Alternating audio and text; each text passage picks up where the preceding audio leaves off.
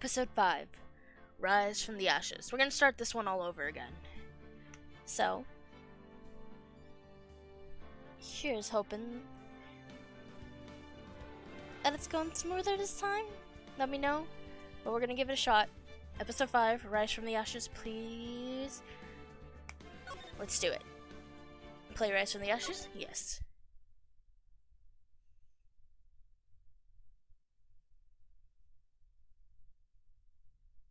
Let's see.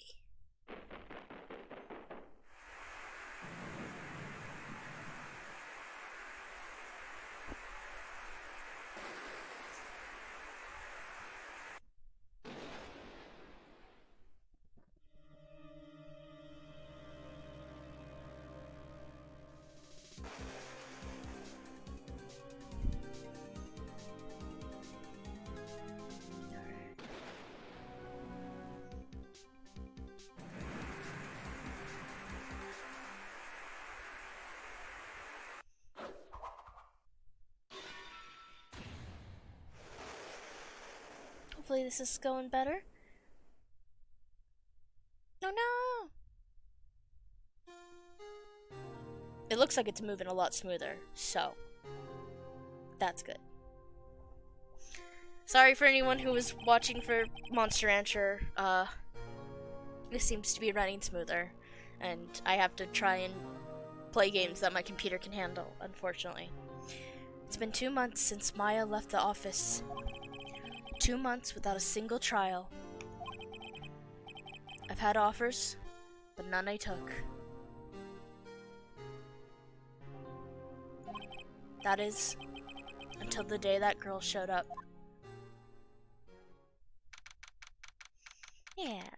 But this is one of my favorite series, so I still hope you guys stick around because I really love doing voices. And this is stuff I really enjoy doing. Like, I love playing Monster Rancher 2, don't get me wrong. Monster Rancher is really fun. But this is where I get to shine because I get to do all the voices and do little acting things, and I know this story very well. February 22nd, 10:02 a.m., Wright & Co. law offices. But if you only came for the Monster Rancher, that's fine too. You guys don't have to stick around. Why do I come here to the office every day? It's not like I want to work. There you are! Finally! Where have you been? My sister's trial is tomorrow! Who are you? It doesn't matter who I am. It only matters who you are. The famous defense attorney, Mia Fey!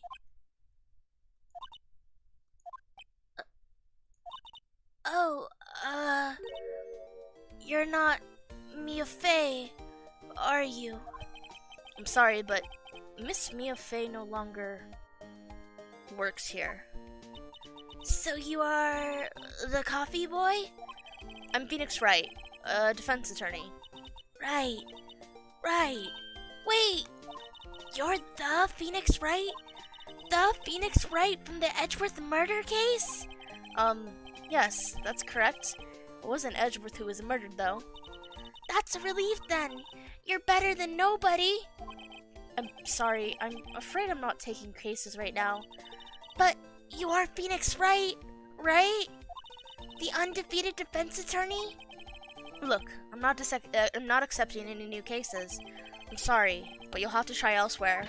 Please. I'm out of time. But please, you have to help. It's my sister.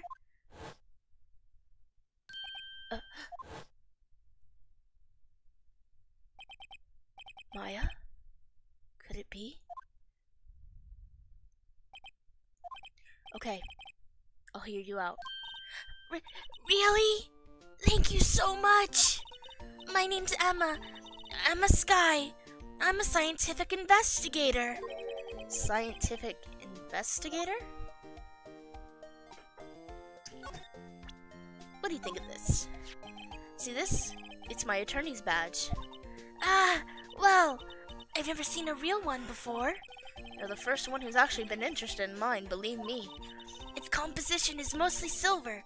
The gold plating is flaking a bit. She analyzed it scientifically. There doesn't appear to be any corrosion due to sulfites. I'd give you $50 for it. Sorry, but it's, not for sale yet.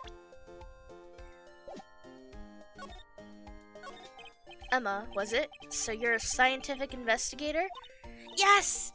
That's right! Is something wrong? Yeah, she's just like Abigail, like, ooh, this is my favorite! Nom nom, I love that crunch! Is that sounding better? It seems like it's going a lot smoother. Yeah. I don't know why some games are super, it's like, because Monster Rancher, yeah, Monster Rancher is not a hard game either. Yes, that's right. Is something wrong? No, it's just, you seem kind of, jumpy, or maybe just young. Young? I'll be 16 years old this year. Oh, I see. Wait, only 16?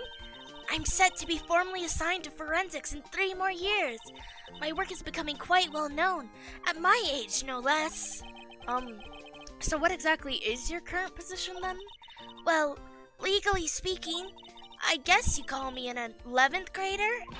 But I'm ready to do my job, at my age, no less. Great. Another future professional in training. So, what's this about a case? You said the trial's tomorrow? My sister didn't do it. She wouldn't stab someone with a knife. She wouldn't. So, it's a murder case. I don't care if there's a witness who saw her do it. She didn't do it. I know she didn't do it. It's a scientific fact. And there's a witness. Just talk to her.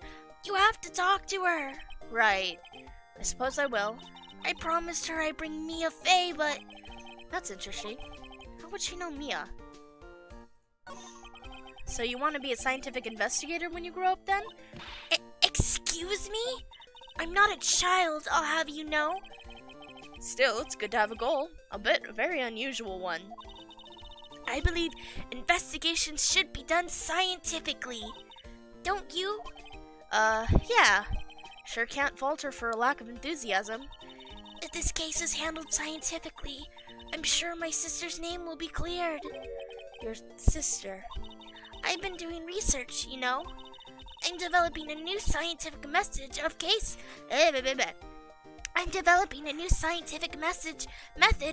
investigation. I'll show you when I'm done. She's so cute. I could probably cosplay her. Be an easy cosplay. You hate her? I'm sorry, is it the voice I'm giving her?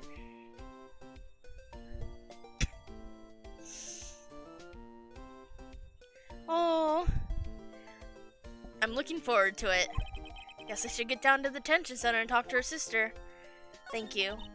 My sister asked for Mia specifically.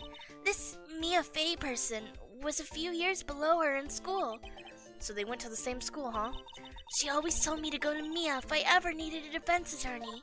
And, well, I need one. Incidentally, Mia is a woman. Now that you mention it, I guess it is more of a woman's name than a man's. Well, it's nice of you to help your sister out like this. You must be close. Huh? Well, actually, when she gets like she is now, I kind of hate her. Huh? But she's my only family. Your only family? What about your parents? They died in a car accident when I was little. Oh, I'm sorry. Well, that was awkward. To the detention center, where I'm sure nothing other awkward conversations will happen. February 22nd, detention center.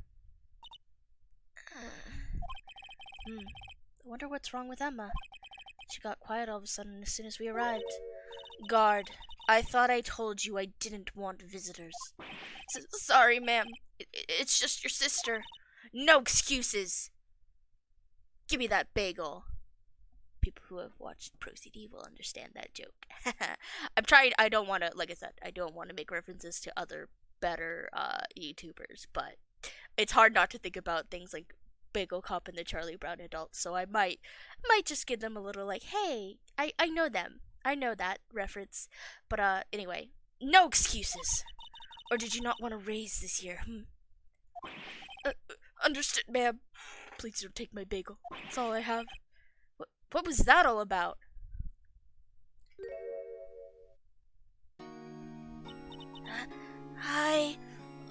Lana. Funny. I seem to remember specifically telling you not to come here. Perhaps my memory is failing. Look, I didn't want to come here either, okay? But your trial's tomorrow, and you still don't have a defense attorney. I'll be the one in court tomorrow. This has nothing to do with you, Emma.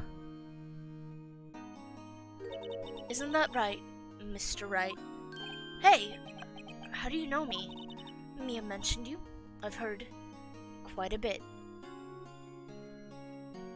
The opposite of a flying, flaming, magical, friendly bird is a swimming, aquatic, non-magical, menacing creature. Therefore, Phoenix's right true mortal enemy is shark left. Thank you, Mikey. I'm sorry. What is it exactly that you do? My name is Lana. Lana Sky. I'm chief prosecutor for this district. You're a prosecutor? Two sisters, one a lawyer.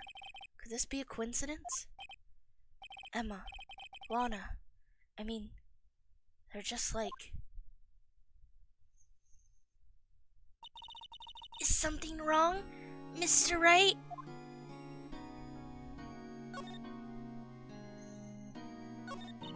There's something you should know from the start, which is, the suspect in this case has confessed to the crime.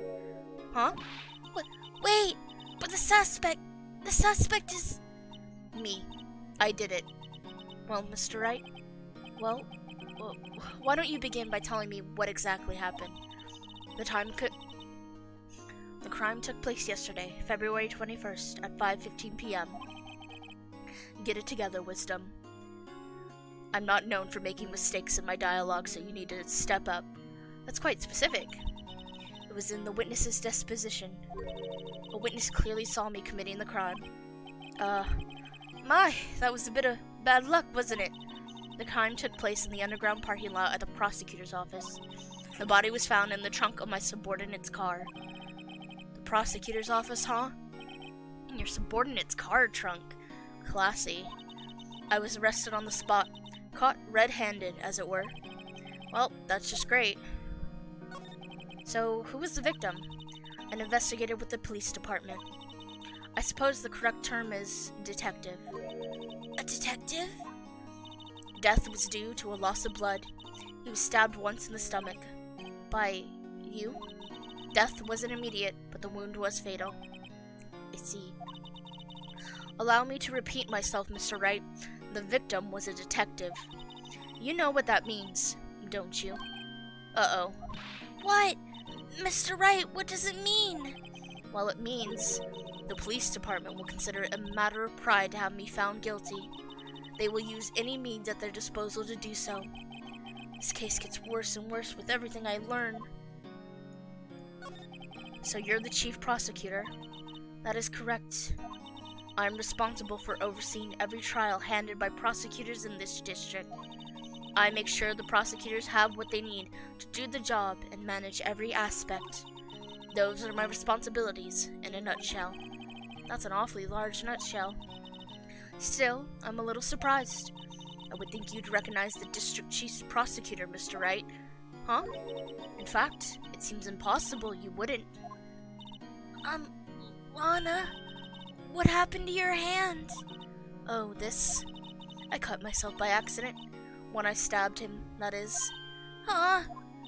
I'm not very good at being a criminal, I suppose. How am I supposed to defend this? Time to change the subject. Wait, she was in class ahead of Maya. Mia, wasn't she? Not Maya. Mia. Also, look at my badge. Your badge looks new. I polish it daily. In a few years, the gold plating will flake off. Then we'll see the real you. Gah, whatever happened to innocent small talk? Give it 3 years. Then we'll see what you have become. Damn. Damn, Lana. Okay. You were in school with Mia, right? A few years above her? Emma told you that too, did she? Well, why not? I did drag him all the way here from his office. although it seems he has very little in common with Mia. Hey!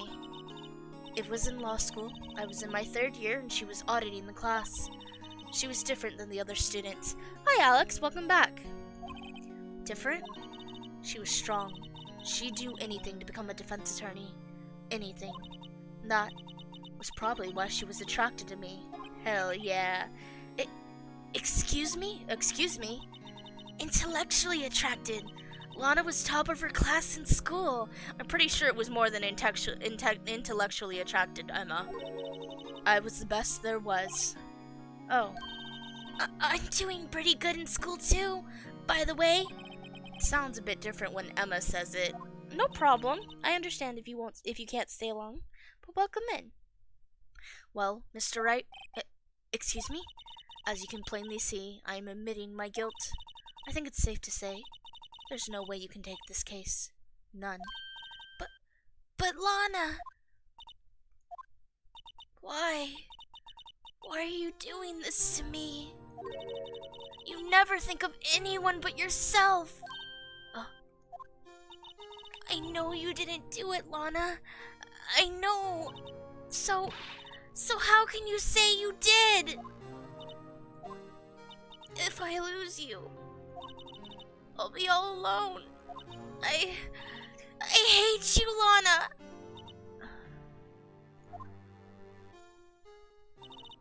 Mr. Wright. Yes? I believe our discussion here is ended. The rest, I leave to you. You mean you're requesting my services as your defense? Don't lose any sleep over it. Your client has confessed after all. The case is over. Alright. I'll do what I can to get to the bottom of this. Yeah, I can't handle a lot of spicy foods either. I'm sorry, I hope your tummy feels better. Lana has confessed to the crime, yes, but something doesn't fit. It's that look in Emma's eyes. There's something else going on here, and I'm going to find out what. I'm sorry, Mr. Wright. Huh? About what? My sister. She's not always like that, you know? I just never expected to be defending another prosecutor again. She's changed a lot. She used to be so gentle, always smiling. Everybody liked her. I see. Sorry, but I'm having trouble imagining that. We were having a lot of issues with Monster Rancher, so I switched games to see if that would hold better, because Monster Rancher was lagging a crazy amount. I'm sorry, but I'm having trouble imagining that. What happened to her? I don't know for certain myself. I think maybe well, maybe not. Sounds like there's something there that defies a simple scientific explanation. Let's go check out this underground parking lot at the prosecutor's office, shall we? Okay!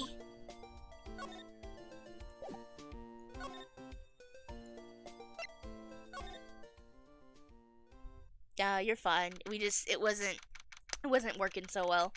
February 22nd, prosecutor's office, underground parking lot. So this is the lot where it all happened. Looks like they're still investigating. Funny that my first visit to the prosecutor's office should be like this. Hey, everybody! Keep up the good work! Hey, what are you thinking? Well, they are gonna be my coworkers 3 years from now, after all. No harm in saying hello. Actually, there is. You know attorneys aren't supposed to examine crime scenes? I'm trying to not stand out too much here, see? Hey there. You expecting to go unnoticed here, partner? Partner?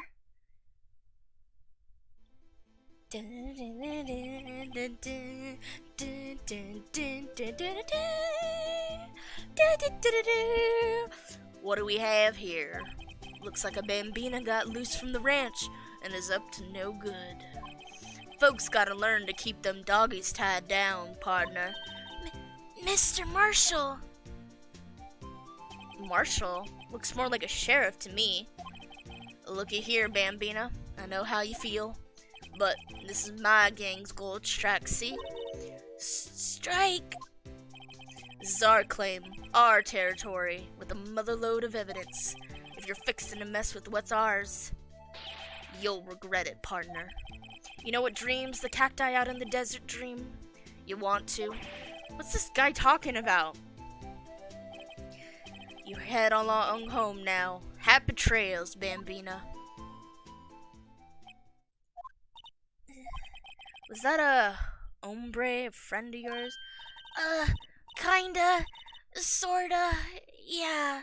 He's a detective. Who thinks he's a sheriff from the Wild West, it seems.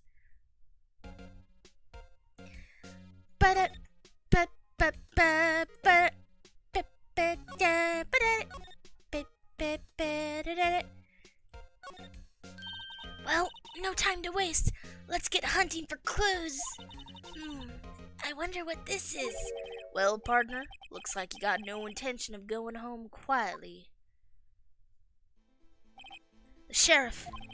Like I said before, this here's our claim. You best be moseying along unless you're fixing to bite the bullet. Gah, scary. Could you just tell us one thing? Who owns that car? Well, the little filly's got a good nose on her. You want to know who rides that red Mustang with the body in her saddle, eh? Please. No problem, partner. About time for victuals anyway. Get yourself to the saloon up on the 12th floor of the prospector's office. Might just find you a cerveza you'd like. Prospector's office? Where does this guy think he is? And when, for that matter? Note to self. Look up Beatles, Vitals, Saloon, Cerveza. Maybe we should check out room 1202, the High Prosecutor's office. Sometimes you just can't handle spicy foods. I know there's some foods that people make for me and I can't always handle it. In any case, stay away from that car. You can look around here all you like. Just keep your paws off our claim. Right. Great. Great! Maybe there's some clues around here, Mr. Wright. Let's check it out. Look! A door! This must mean something. I'm not sure that doors mean anything. No, it won't open. A mysterious lock. I fail to see what's mysterious about it. Mr. Wright, you need to learn to enjoy life more. Let's finish our investigation first, shall we? This is where the cars leave the lot. The arrow on the ground makes it look more like an entrance. What are you talking about? It's plainly an exit. Well, maybe it's both. Kind of a dual purpose? Aha! The theory of relativity. What? I've got to write this down. Hey, Mr. Wright. Maybe you know, was Mr. Relativity German? Or was he British? Mr. Relativity? Are you sure that's his name? Do you not like Emma because she's kind of stupid? Aha! A ladder. That's a step ladder. What's the difference? In scientific terms, please. Scientific, huh? Look at the basic nature of things, Mr. Wright. This all seems so horribly familiar somehow. Here, a phone. Let's see if it works. Hey, don't touch stuff we don't need to be touching. I can't hear anything.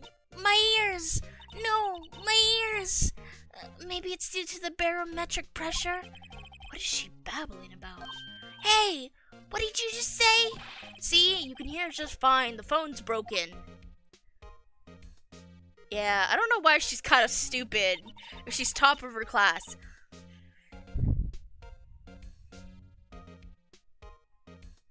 Yeah, sometimes that happens when you have things like depression or anxiety.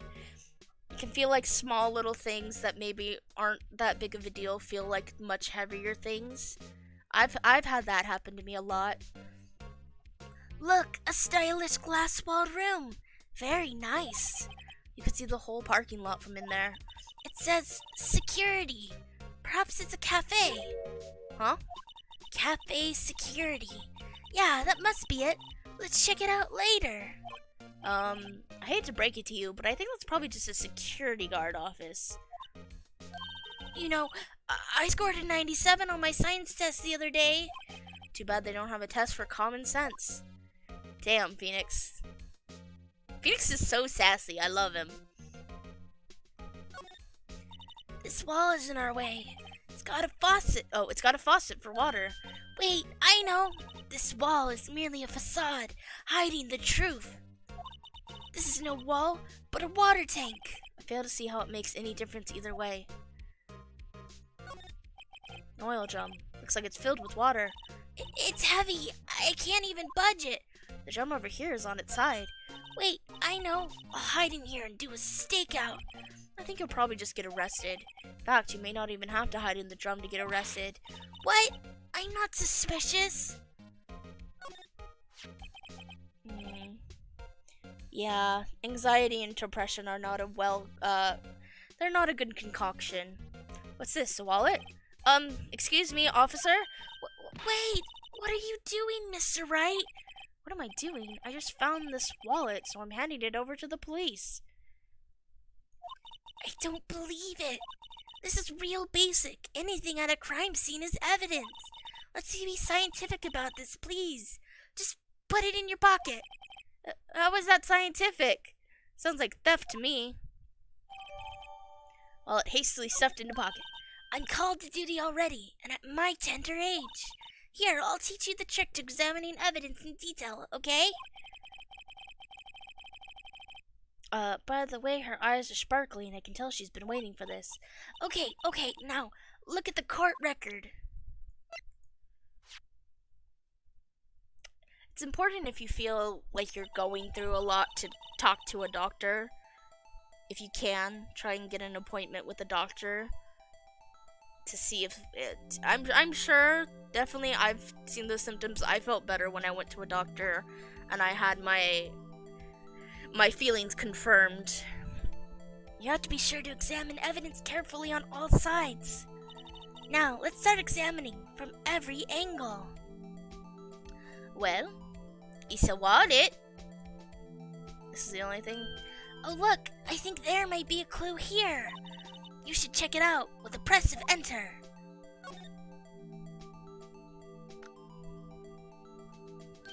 This is an ID card. Sergeant Bruce Goodman, ID number 5842189. See? Well, isn't scientific investigation useful? I guess, though I don't see what science has to do with it. That's good that your sister's there to help you, but also remember, your sister is not a therapist. Not to say that she definitely can't offer advice and it's helpful, but it's also important that I remember I had a lot of friends, and I remember I used to lean on them a lot for support, but I knew that could also be very taxing. And I had people who leaned on me for support, and that could be very taxing. And it was easier when I went to a therapist, which, again, sorry, I'm very pro therapist. So,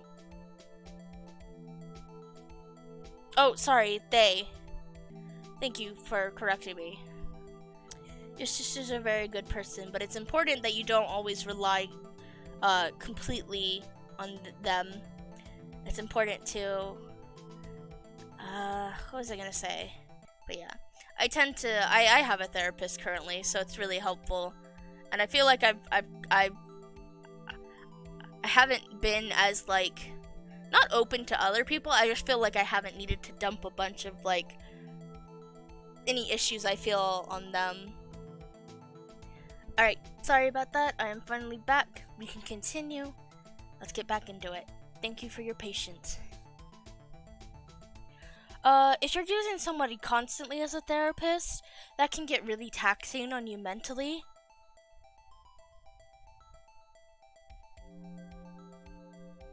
Okay. Yeah, we can lighten the mood.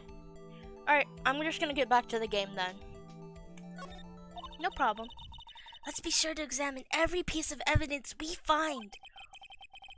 I guess I've got to be on my toes from now on. Excuse me. Were you two all set? Us? What's this? She couldn't be. You're selling lunches? Here? This is a crime scene.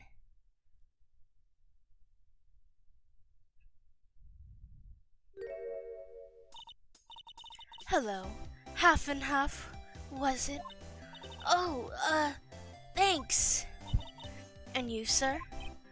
Yes? Some crunchy goodness coming at you. Thanks. Interesting way of doing business. This area is off limits to anyone without clearance, especially passerbys. Or are you officers? No, but you don't exactly look like the type to have clearance. Well, that's hardly a way to greet someone, even if my days as the cough-up queen are over. Cough up? Huh? You know, I'm feeling kind of full. Maybe I'll pass on lunch. I like dark chocolate. I'm quite connected to this case, you know. The images are burned into my eyes, you might say. Yes, all the sordid secrets. Secrets? Dear me, you are a slow one, aren't you? I'm referring to the murder, the stabbing of that detective. What? A witness clearly saw me committing the crime.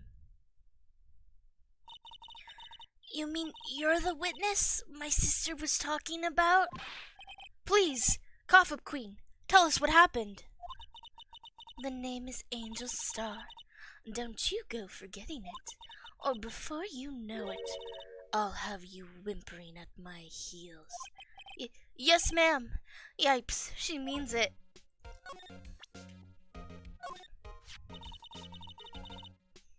Yeah. A defense attorney must be able to fight. How about you? Do you think you can win? How about tackling Lunchland's Pickle Supreme lunchbox? Whoa, it's really crunchy. A box of pickles? Kind of a sad lunch if you ask me. Could we ask you a bit about yourself, Miss Star? I come here every day to sell lunches. I import only the freshest and best from the Far East. For some reason, the box lunches are a hit here. I want a box lunch. I need to learn how to make some bento boxes, because I would love to make little bento. I wish we could get, like, bento boxes here more commonly, like you can in Japan. That'd be great to just have little lunch boxes full of all the little meats and veggies and rice and things. For some reason, the box lunches are a hit here. I pronounce it caramel, but some people pronounce it caramel. I usually pronounce it caramel. Why not make the lunches here rather than import them? Did you say something? No. Only true connoisseurs can understand. The kind you can only tell someone who has tried General Xiao's trilobite lunch set. Never mind. You win. I don't even want to appreciate part of a trilobite's flavor. Anyway, I come here every day to sell lunches. My boyfriend works in the security room here at the prosecutor's office. Your boyfriend? See the security room over there? The glass wall booth? I sell my lunches, and since I'm here anyway, I drop in to see him. Since you're here anyway, I guess selling lunches is more important than romance. So to scientifically analyze the data available so far, you, Miss Star, are a lunch vendor with an ulterior motive for coming here. Useful analysis, not. Somehow, I knew. Yesterday was a day of destiny. I knew something was going to happen. Just like I know that the daily special on Friday every week is salmon. Destiny. Was yesterday special for some reason? You're a defense attorney, right? You should know then. You should know the foul misdeeds of the evil ones who haunt this den of inequity. Evil ones? Prosecutors. They have no qualms at all about blackening the name of innocence. And yesterday, they paid homage to the most evil one of all.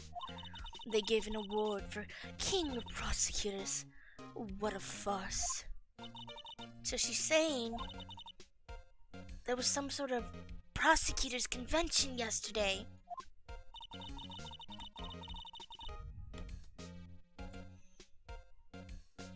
I was almost compelled to lace their lunches with something foul. Do you have a personal grievance against prosecutors or something? Or is there some kind of scientific evidence of this, evil? Young miss, mock me at your own risk. You'll soon find out why they call me the cough-up queen. Ew! The most heinous of all the evil ones, they awarded yesterday. It was in his car that they found the body. Proof that he devours the evilest lunches of all. Really? Really what? I'm totally confused. One thing's clear, this lunch lady has a thing against prosecutors. So what exactly was it that you witnessed, Miss Star? It was a fascinating spectacle, to be sure. I now feel I know what they say when they talk about a woman's wrath. To see Lana Sky, thank you. I had these extra from the background that I bought a while back from Etsy, and I realized, I was like, oh, these could be badges, so I put them on. To see Lana Sky wield that knife so... Her knife flashed in anger, bringing him to a sad end. It was truly a sight to see. You mean you saw the very moment of the crime? The sound of his silvery ties to this world being cruelly cut still rings in my ears, and the rhythmic beat of Lana Sky's knife. Wait a second. You know Lana Sky? Thank you, Insane Engineer, for the hydrate. I appreciate it. Welcome in. Wait a second. You know Lana Sky? Of course. It's quite a feat, becoming chief prosecutor. How many lunchboxes of sin did she pack to make that journey? I wonder. She always travels light. Now why would this pretty lunch lady know the chief prosecutor's name? Did you have a bad experience with the prosecutor, Miss Star? I sense some hostility. Hostility? Huh. Perhaps. Prosecutors are all alike, and the bigger they get, the worse they smell. Kind of like 10-day-old clams in the chowder. I wonder if Miss Star was involved in some sort of legal trouble in the past. That'd be a sure case of food poisoning. Scientifically speaking, of course. I mean, no way, now you're talking cough-up queen. I thought she was just a lunch vendor, but now I'm not so sure.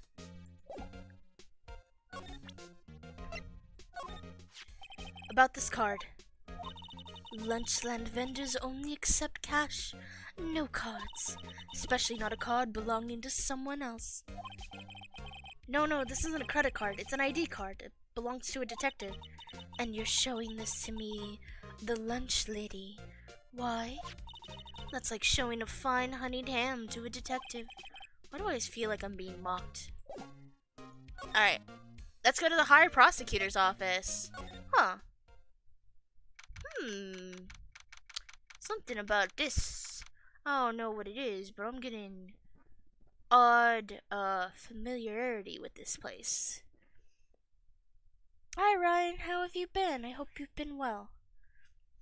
February 22nd, High Prosecutor's Office, room 1202. This is the kind of room that just screams, I can do the job. Quite a change from your office, really. Thanks. Look! There's a trophy or something here. A trophy? What, that shield? It takes real nerve to display stuff like this. Whoever's office this is, they must be a real stuck-up jerk. Phoenix Wright. You never tire of prying into other people's business, do you? That voice. Well, hello. Long time no see, Edgeworth. Huh? Ah! Mr. Edgeworth! You know him from somewhere? Of course! I'm his biggest fan! My sister introduced us once and... Right.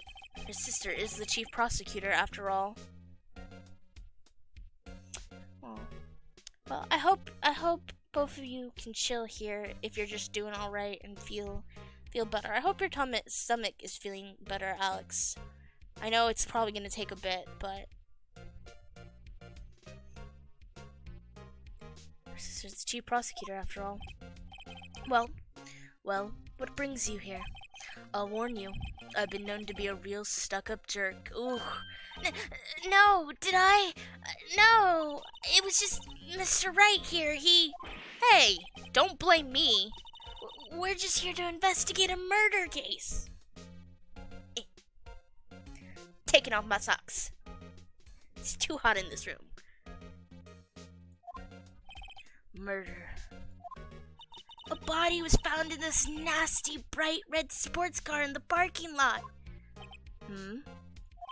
That would be my car. What of it? What? Your car? I'll say one thing, she certainly can scream. Ugh, just keep digging that hole, Emma.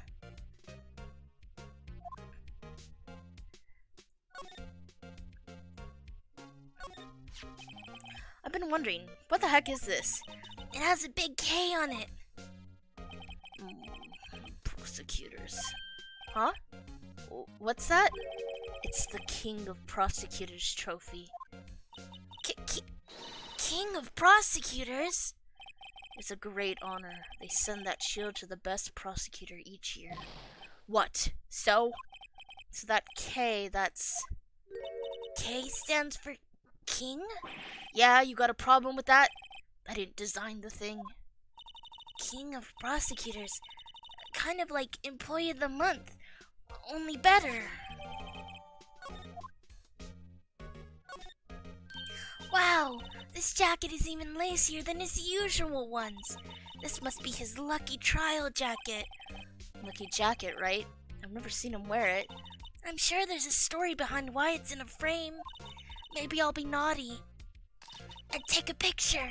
She's getting way too excited about this. My, what an amazing bouquet. Just right for Mr. Edgeworth. No kidding. Hey, there's a card on it. Back from the dead, Wendy. Wendy. I've heard that name somewhere before. Beside it, a giant steel samurai. Whoa, I want one. Hey, welcome in, Phoenix. Have a nice rest. Huh? There's something written on the bottom of his foot. Between a rock and a hard place, Wendy. Wendy? Is she Mr. Edgeworth's fiancée? No, I don't think so. Yeah, thank you. You have a good string too. Ooh, cute. What a pretty tea set. I go more for the instant tea bags myself. Amazing. The drawer below is filled with packets of tea leaves. They're all sorted by place of origin and flavor. Look at this royal blend. What an exquisitely splendid concoction. There's such a thing as taking a hobby too far. Hey, a chessboard. I'm not too up on my chess, but it looks like blue's in a bit of a tight spot. The red knights have surrounded the blue pawn. Huh? Those horses are mountain knights. Their swords have really sharp edges. And check out that poor pawn. His head is kinda spiky. Kinda reminds me of you. Huh. Mr. Edgeworth must be an avid chess player. What's wrong, Mr. Wright? There's no heterosexual explanation for this.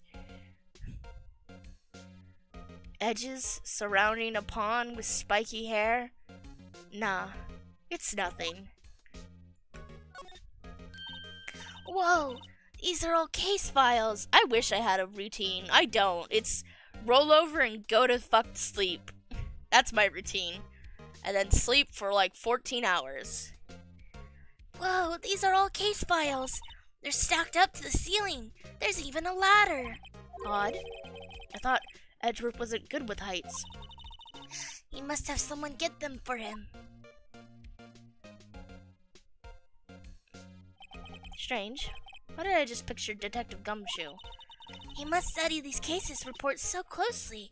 He's so cool. You wouldn't say that if you saw him sweating bullets up on that ladder. Work desk. It's quite tidy, as one might expect. What a nice desk. Easy to use and easy on the eyes. Detective Gumshoe is Edgeworth's-esque, and Phoenix is jealous. Hell yeah! It's polished so well I can see my own reflection. Oh, flashbacks! No! Get out of here! I love him now! Strange, why did I just picture Detective Gumshoe? Maybe I'll take that name plaque as a souvenir. Don't. He'll sue you.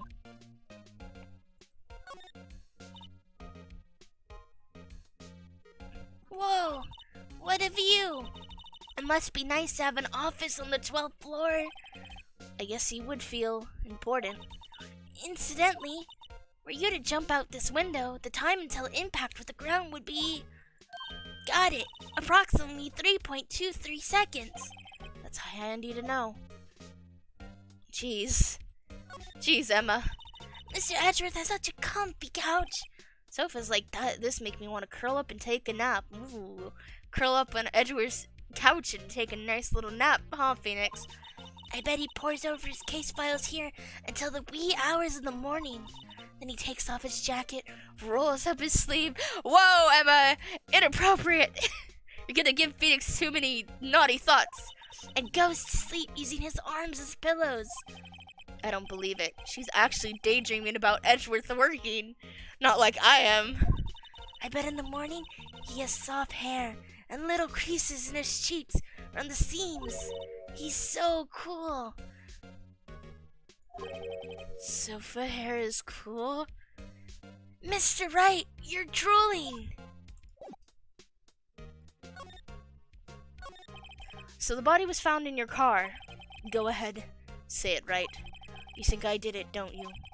After you went through all the trouble to help me last year, no less. No, we don't think you did it. I mean, it was my sister who stabbed him. Wait, no, she didn't do that. I mean... Wait. So you're the chief prosecutor's little sister, then? Yes, sir. Emma Sky. It's nice to meet you again. Now that didn't sound forced at all. Now I remember. You've really grown. I'll admit it was a surprise for me too, to think that my own car would become the scene of a murder. More surprising still, I'm being forced to prove my superior's guilt. I can understand. Wait, what did you say? Aunt Sky is the chief prosecutor, the top prosecutor in the district. She can't prosecute herself, so I'll be the prosecutor at the trial tomorrow. Wait, why can't she? Phoenix was able to defend himself. Why can't she prosecute herself? I guess it's different. You could self-defend for yourself, but you can't prosecute for yourself? I don't know. She can't prosecute herself, so I'll be the prosecutor at the trial tomorrow. You, Mr. Edgeworth? To be honest, it's a bit of a miracle I'm still here at all. What do you mean? Rumors. You've heard the rumors about me, haven't you? Miles Edgeworth. One sexy hell of a man. It's hard to remember a time when there weren't rumors about this guy. Forging evidence, arranging false testimony, illegal searches, you name it. Thanks to you, my innocence was established in the trial at the end of last year. However, there are some who say I'm the one responsible for the current incident. What? That's crazy! Some people need very little excuse to think ill of others. It's a fact of life, impossible to stop. No! But some of them even go so far as to present me with toys like this. They think it's funny. Toys? A bronze shield? There's gotta be a story behind that one. Chief Prosecutor Sky, Yes, we first worked together on a case 2 years ago. It was my first big case. That's right. I remember. 2 years ago, I wasn't even a lawyer yet. That is crazy to imagine that only 2 years ago Phoenix was not even a lawyer. Since then, I always felt that she was looking out for me. It appears I was mistaken. Mistaken? Why? I mean, I know she's not the warmest person, but I'm sure she felt some responsibility for you. Then, why? Why did she stab someone in the trunk of my car? Not only that, she stabbed him with my knife. What? Mr. Edgeworth, your knife was the murder weapon?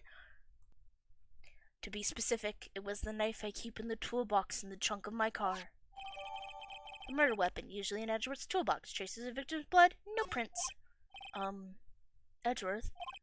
What? Are you sure you didn't do it? Come on, can he take a joke? That's not a very funny joke, Phoenix! You have a strange sense of humor, Mr. Wright. Exactly. Leave your boyfriend alone. Leave your future boyfriend alone. So, basically this says you were the best of the best last year, huh? You can take that foolish grin elsewhere, right? I lost a day of work to receive that travesty. Huh? Why is that? I had to go to the police department to receive that broken shield. The police department? Yes, right next to the police station downtown. You've been there, haven't you? Where Detective Gumshoe works? Yeah? I was wondering something about your shield. Why is it broken? What does it matter? I've got more important things to worry about. Oh, right. He doesn't seem too concerned about his award, for better or for worse. Yesterday was a very busy day for the prosecutor's office. Maybe we should ask him more about yesterday? Look at my badge! I once dreamed of being a defense attorney a long time ago. What? You wanted to be a defense attorney, Mr. Edgeworth? Yet my path is laid out clearly before me. I have no time to reflect on what might have been. Say, Edgeworth, I was wondering about this. Mr. Wright! Huh? What? Are you sure you should be showing that to Mr. Edgeworth? Yep, that seems like the perfect response to confusion. Oh, he'll take it for sure, won't he? I wish I could be on the same side as Mr. Edgeworth. Then go be with him! But then my sister would be found guilty. If she sighs any deeper, I'm gonna start getting depressed. It's against my policy to discuss evidence with the defense, especially with you. He doesn't like you much, does he, Mr. Wright? Nah, with Edgeworth it's never personal. It's all about winning tomorrow. He would be flirting with the opponent, which is not very good on him. Could you tell me more about yesterday, the day of the murder? Yesterday was the annual cleaning day at the prosecutor's office. Cleaning day? Working with the police department, we sort and file all evidence for solved cases. We call it evidence transferal. Wiping your hands of old cases, in other words. Oh, and another thing. A ceremony was held at the police department. I've been live, I don't know, an hour and 10 minutes? Not very long, but my throat is already wanting. There's an annual review and awards for outstanding police officers and prosecutors. And that's when you got the shield. I was at the police department yesterday afternoon. I got back here at 5:12. That's very precise. People like myself and Mr. Edgeworth pride ourselves on our precision, Mr. Wright. No, I place little faith in my memory. The only thing I trust is solid evidence.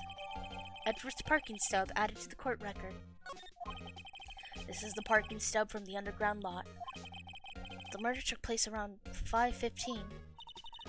So the murder happened right after you got back? What, right? I'd appreciate if you direct that suspicious glare elsewhere.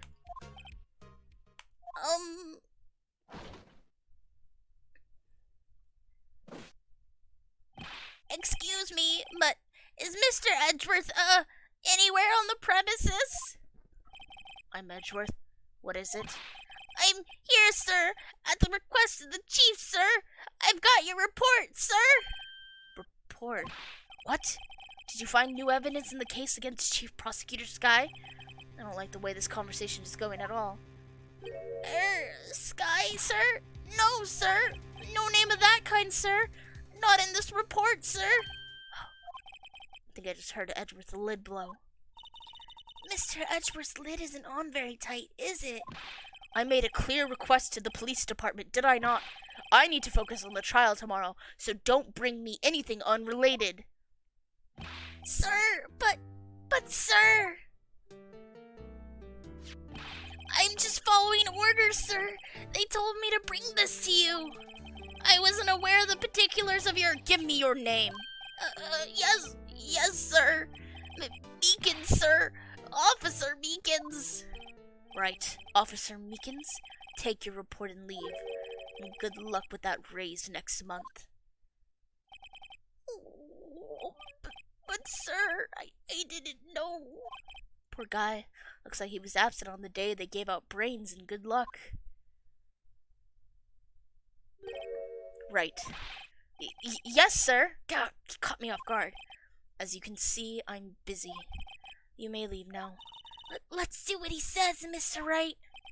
The victim was a detective from the same department as that patrolman just now. Go down to the police department. You can ask more there. Thanks. He seems to have finally calmed down, at least. I like dogs. I definitely want a dog in the future. But I definitely like doggies. Alright, police department entrance. February 22nd, police department entrance. Phew, we're finally here. Why would they put the police department so far away from the prosecutor's office? Beats me. That took almost 30 minutes by taxi, and traffic wasn't even that bad. The police department, huh? I've only ever been to criminal affairs next door. Hold on, what's that?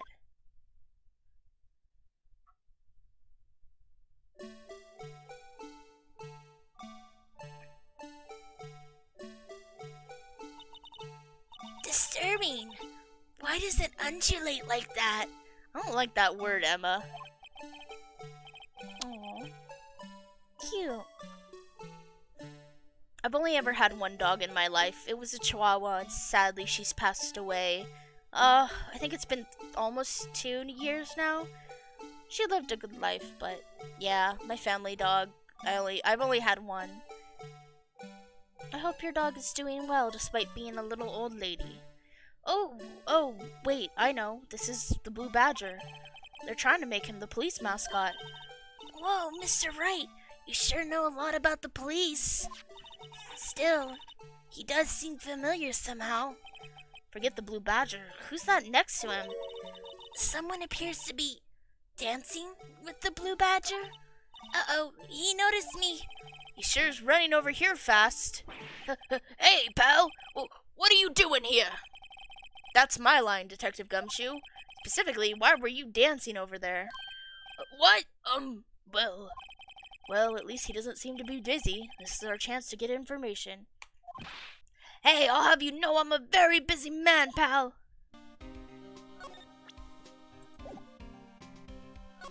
Look at my badge, Detective. Detective, here's my attorney's badge. You show this to me every time we meet, pal. Real men show their police badge, nuss said. Fuck you, cop. Well, okay, you're a good detective, but fuck cops. I wish I had a badge. Even an ID card would be nice. Wait, speaking of ID cards, I found that detective's card, didn't I? I'll give you one word of advice, pal. You'd better not agree to defend the suspect in this case. Why not? Huh? Well, it's just that the chief prosecutor has confessed to the crime.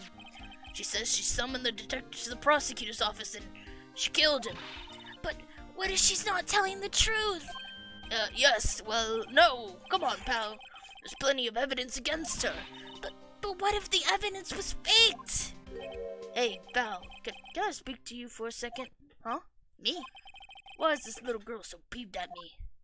She's a relative of the suspect. She's Lana Sky's sister. Whoa! The chief prosecutor's little sister? Just please investigate this case carefully, okay? Scientifically. Yes, sir! Oh, by the way, you might want to keep your voices down. You don't want to be overheard using words like fate. Huh? That is old. That's a little old. You said it was a really old dog. She was the family dog. She's a little old lady. It's just... Wait, wouldn't she be 77 in dog years? If she's 11 in human years, then 7 times 11 is 77. It's a sensitive issue with us these days. So, what are you doing here, Detective Gumshoe? Me? Oh, well, nothing really. They kicked me out of criminal affairs. Detective Gumshoe, what did you do this time? What do you mean this time? And what happened? I know things are busy right now. I mean, with my sister's case and all. It's true. We've never had a chief prosecutor murder anyone before. Only the highest ranked people are being led into criminal affairs now. The lowest ranking guy in there is our chief of detectives. They're not letting any of us rank and file detectives in at all. None of you? I know this is an important trial, but isn't that a little odd? So anyway, I thought I'd spend the day getting the Badger dance down pat. Isn't there anything else you could be doing? Like stopping crime? Other cases? The chief of police himself is directing this investigation, pal. Hey, hi, Phoenix. And Officer Marshall was assigned to the underground parking lot. Officer Marshall. Now that I think about it, Emma did seem to know that Marshall guy. Patrolman in charge of a crime scene. It's unheard of, pal.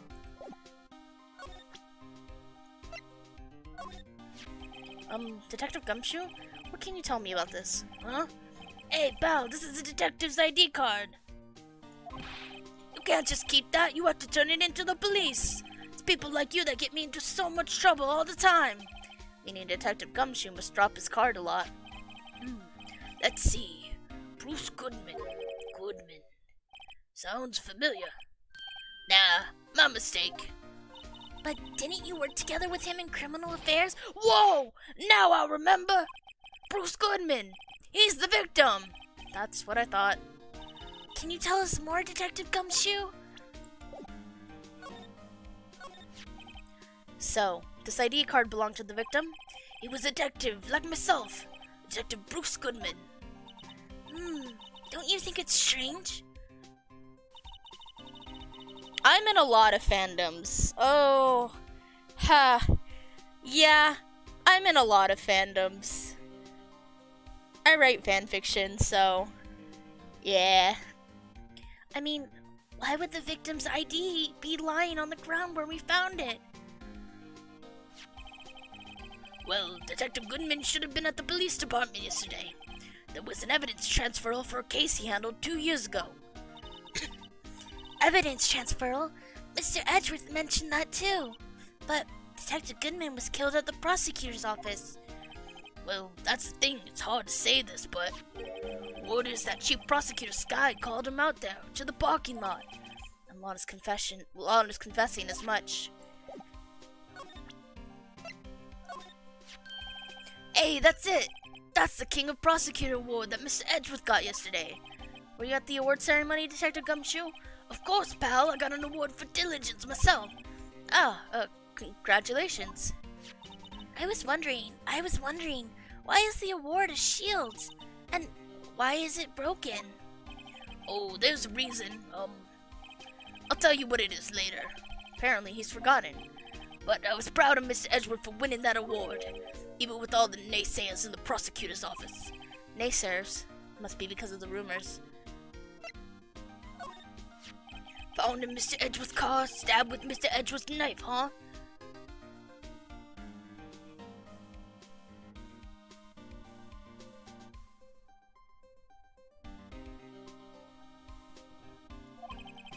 would drive Chief Prosecutor Sky to do such a thing? Wait, I mean, sure, of course, someone else really did it. Someone who must have had a grudge against Mr. Edgeworth. Car and the knife do seem a little too well organized to be a coincidence. Poor Mr. Edgeworth. What could have happened? You have to find out a little more about what's going on with Edgeworth. He's in a tough spot again.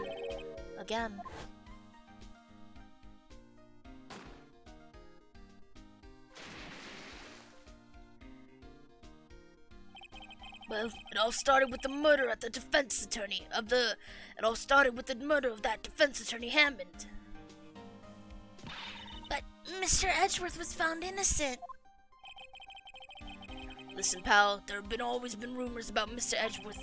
Forging evidence, making deals with witnesses. Nothing outright, but there were always whispered rumors. Ever since he was accused of murder, no one's whispering. They're practically shouting. But there's no evidence against him. Well, Mr. Edgeworth has always had unusually strong ties to department higher-ups. It's only natural that people would be suspicious.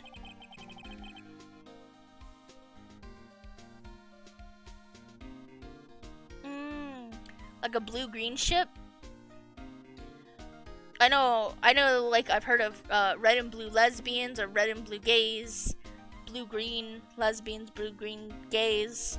Is it like a color combo? I had no idea he was under the gun. Anyway, this latest case has started a new rumor. People say the only reason he took the case is because he's aiming for the chief prosecutor position himself. What? But I know the truth, pal. Nobody wants to be the one who has to prosecute the chief prosecutor. Mr. Edgeworth is biting the bullet on this one. He's doing this all for us. I was wondering about that. What? The dancing blue badger? It's my masterpiece.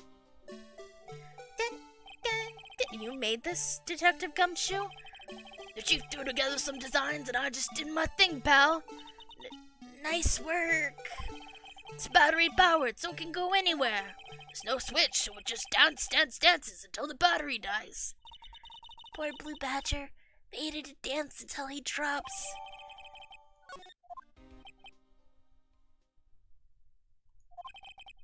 And that's all I know about it. I'm not officially on the case, you know. Thank you. Why aren't you handling the case, Detective Gumshoe? We met the guy who is. What was his name? The guy in the parking lot? That'd be Officer Marshall. He was appointed directly by the chief of police. Officer Marshall? Is he some kind of Wild West sheriff or something? No, Jake Marshall's just a regular officer from West L.A. For a moment there, I wasn't sure. Look, pal, let me try to make things a little easier for you. Show them this, and they'll let you examine the crime scene. Maybe. Letter of introduction received from Detective Gumshoe allows bearer to investigate the crime scene. I'll be surprised if this gets us anywhere. Just act like you're supposed to be there. Nobody will look at you twice, pal.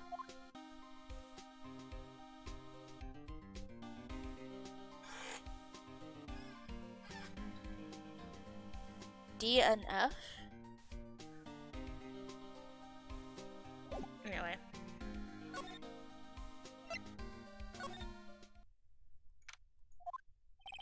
Looks like the investigation is still going. I have to be getting back to the shop. Sorry, looks like I'll be stuck in this pit till the sun sleeps. I'll see you in my dreams tonight then, baby. Oh, still here? Hello? Why the surprised look? Didn't I mention? I've got a boyfriend in criminal affairs, too. What happened to the security guard? Toodles. Hey, what's wrong, Bambina? You're looking like a dog that's lost its herd. Jake Marshall. Strange guy to put in charge of a crime scene. Boom.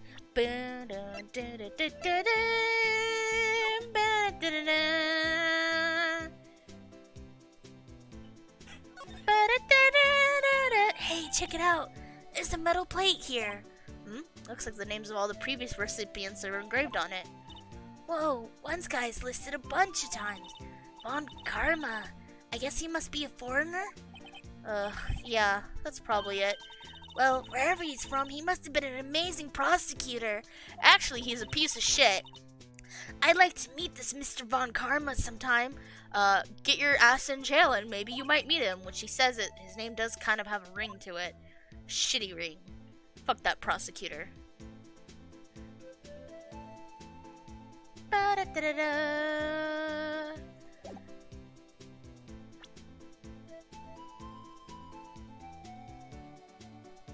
I mean, even if it was NSFW, I don't care.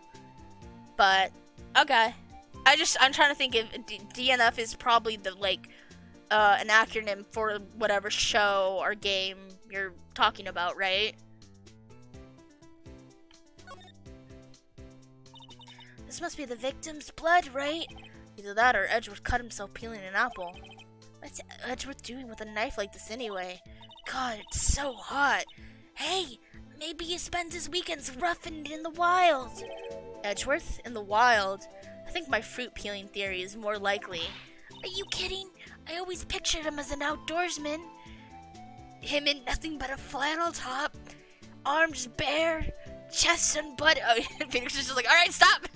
Now there's a scary thought.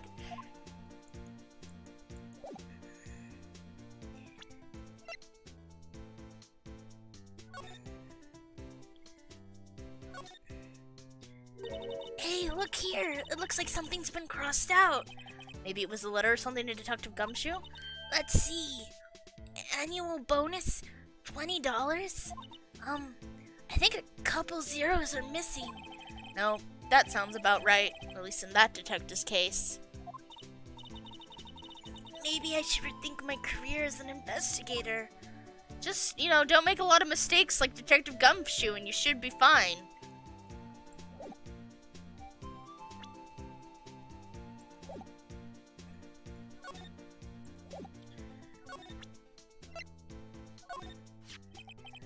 Would you mind reading this for me? What's this? I warn you, fan letters to me go right into the spittoon. It's a letter of introduction from Detective Gumshoe. May we investigate? Gumshoe. Ah, that old cow dog. He holding a birthday party or something? Huh? Look, where it should say letter of introduction, it says invitation. I think he just miswrote it. Wait, why am I getting all defensive here? No worries. This proves it's from Detective Gumshoe. Better than a blood test. Guess I better let you in then. Thank you, Officer Marshall. Oh, that's right. He's a patrolman, not a detective. Which reminds me. Hey, wait a second. Isn't a crime scene supposed to be handled by a detective or higher? Well, folks, the clues are calling. Welcome to our gold strike. Be like the settler. Strike out for lands unknown. Manifest destiny. Let's have a hootenanny. Note to self. Police investigators are like settling land. Well, Mr. Wright, what do you say? I say I won't be needing this anymore. Detective Gumshoe's letter of introduction crumpled and discarded. Alright. I don't mean any offense, but Officer Marshall, you're a patrolman, right? Not a detective? You calling me out? They shoot you for that in Texas. Huh? I was one of the fancy shoe detectives till 2 years ago, to tell you the truth. Oh, really? Now he tells me. But you're a patrolman now, so how can you be in charge of a crime scene? Nothing gets by you, does it, Bambina? So why are you in charge? No reason. We're just short on hands right now. I'm keeping an eye out in the meantime. That's odd, though. Detective Gumshoe was saying he had nothing to do. Nothing important, at least. He's nothing but a sad old cow dog that can't find his tail. Maybe it's because he runs with the Edgeworth, eh? Edgeworth? That cow dog's been kicked out of this cattle run by order of the chief of police. Just, he don't realize it yet. Detective Gumshoe? Kicked out of the investigation? Officer Marshall, could you tell us more about the victim? Good men always die young. Remember that, partner. Could you be a little more specific? Bruce Goodman. He was a detective, right? Well, aren't you a feisty dog in there now? Detective Goodwin was stabbed here at 5:15. A smiling Madonna told me the tale. I think he means the witness, Miss Angel Starr. One stab to the chest, a fine piece of work. This here's the autopsy report. Hopefully updated. Was my sister involved with the victim in any way? Funny you should mention that, Bambina. Chief Prospector Sky and Detective Goodman had nothing in common at all. Nothing in common? I do that too. Sometimes I like to get little gifts for Mabel that are from fandoms or things that she likes, even if I don't necessarily am a big fan of them. I like to do those. Those are always nice. They apparently worked together on a case a few years back, so there's no motive. Goodman wasn't a particularly gifted detective. That's one reason why he didn't do much work with the chief prospector. But my sister called the victim here on the day of the murder, right? Here, to this parking lot? So it seems. Like calling an unarmed man to a shooting at high noon. It's high noon. I see your badge. Looks pretty round. Our badge is a star, a lone star, shining in the nighttime sky. A beam of light, illuminating evildoers who come in the dark of night. You like went to like a 99-cent store and picked that up. Note to self, evildoers are weak against starlight. Oh my god, Emma! Hey, that's a sheriff's badge. Toy shield suits the boy well. What exactly could you shield with that? Toy knot, maybe? Officer Marshall, don't you have anything good to say about Mr. Edgeworth? My Hero Academia? Yes, I love My Hero Academia. You don't like him, right? We get the point. You know, when I was a detective, I got one of these. Let me guess. Did it have a K for King of Detectives on it? Hey, they could use the same shield over and over. Note to self, the prosecutor's office in criminal affairs are surprisingly cheap. You know it. They've gotten cheaper with every passing year, I tell you.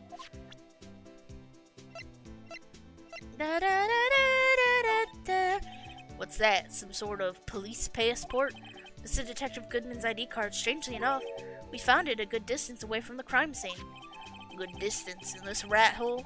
If you want distance, get yourself to Texas. Texas? This is a tiny little crime scene in a tiny little town with tiny little evidence. Ooh. I like My Hero. I need to catch up on My Hero. I'm way behind. What differences a few yards make, compadre? Note to self, if you encounter suspicious evidence, think of Texas.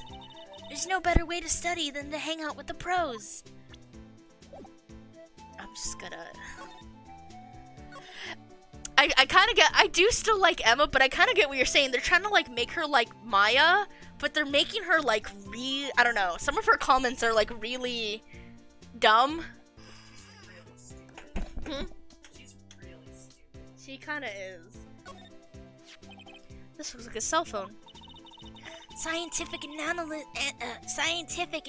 analysis would suggest this belonged to the victim.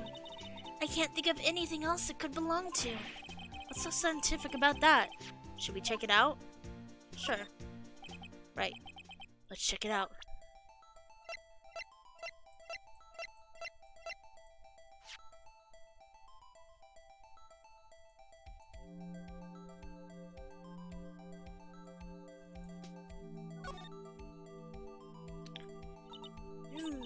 This phone's still on the redial screen. Redial? Mr. Wright, most phones keep a record of all the calls you've made and received. You just press the blue button to display the last number you called. Convenient, isn't it? I'm surprised you didn't know about it. Sorry to disappoint you, but even I know about things like redial. Huh? Oh, I'm sorry. It's just, you never know with people from your generation. I'm a millennial. Whatever, let's check this phone out. It's literally 2016, he's 24. Now, to see who the owner of this phone called last. Note to self, a defense attorney doesn't think first, he just pushes the button. I'm gonna fucking stab a child. Oh my. She's such a bitch. Oh my god.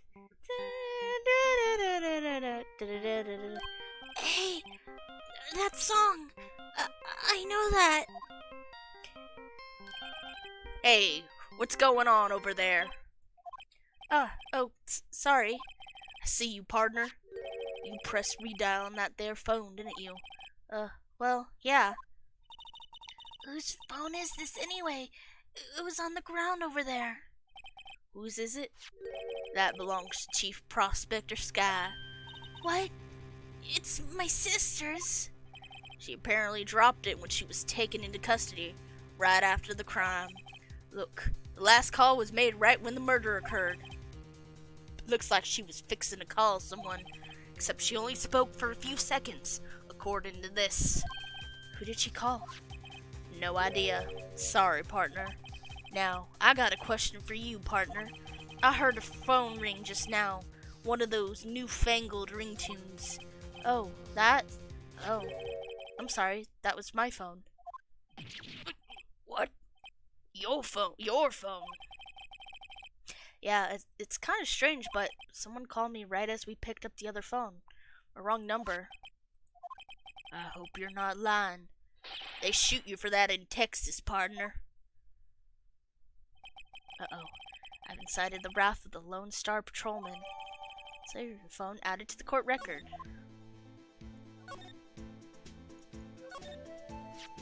What's this? Looks like a note of some sort? Look, something's written on it. 67S 122. You're right. Let's see. 67S 122. There's a name printed on the paper above that. Goodman. Maybe it fell out of his pocket when he was killed. Well, so? What does it mean, Mr. Wright? How am I supposed to know? Note to self. For deductive reasoning, go to Edgeworth, not Wright. I'm sure Edgeworth wouldn't know what this means either.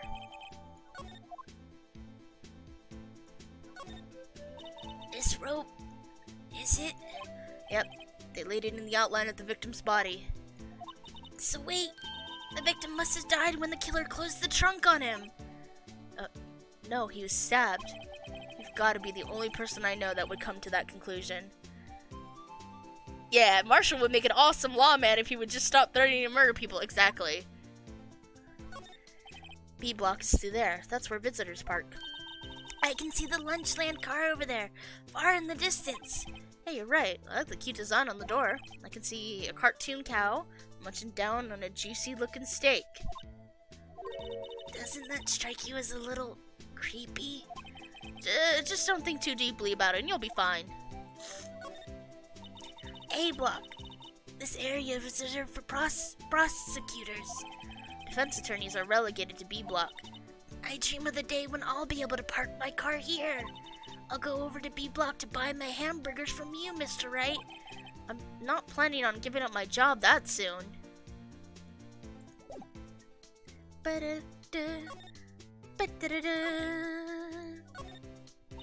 So there's no connection between Detective Goodman and my sister?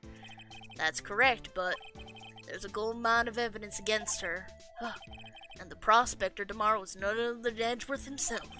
I'm afraid your sister's fate is decided, Bambina. Many condolences.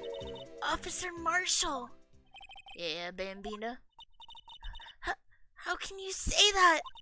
You and my sister, you were... Is there something between this cop and her sister that I don't know about? I apologize, Bambina. Something must have gotten to me. Maybe it's that dry wind that's blowing through the prospector's office. Dry wind or ill will. Someone's up to something here. But who? Suspicions about Mr. Edgeworth have been flying around for nearly 2 years now. Forged evidence and arranging testimonies, you mean. He was unbeatable because he did whatever it took to win. Unbeatable, that is, until he met you. But rumors are just rumors, aren't they? These are prosecutors we're talking about. Evidence is everything to them. If you follow the rumors about Edgeworth to the source, you found one person. But they're off limits. Untouchable. you might say. One person. Who? Hate to say this, but it's your sister Bambina, Chief Prospector Lana Sky. What? My sister? Edgeworth couldn't wrestle all those cattle by himself. Some people load their guns with bullets. Some people load them with deals. What? You're saying Edgeworth was making deals to win trials? Where there's gunshots, there's bound to be bullets.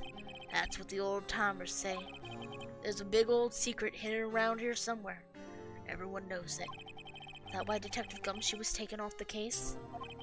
Did they target him because he was closest to Edgeworth?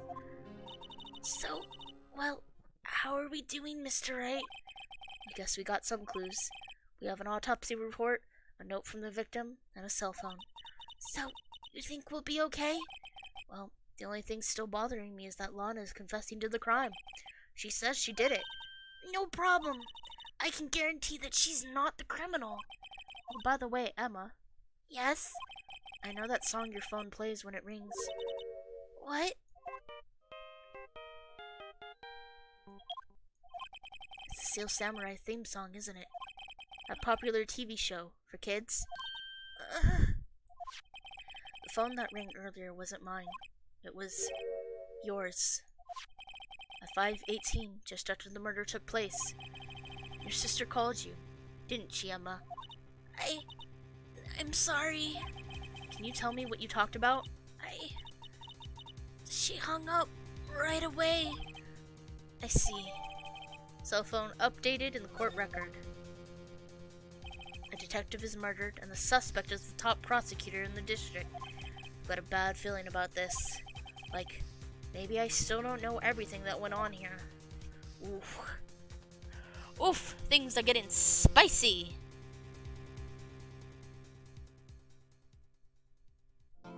Ba-ba. Huh.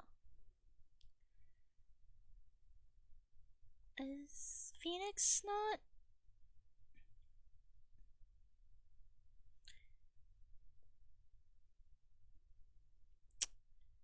Let me see.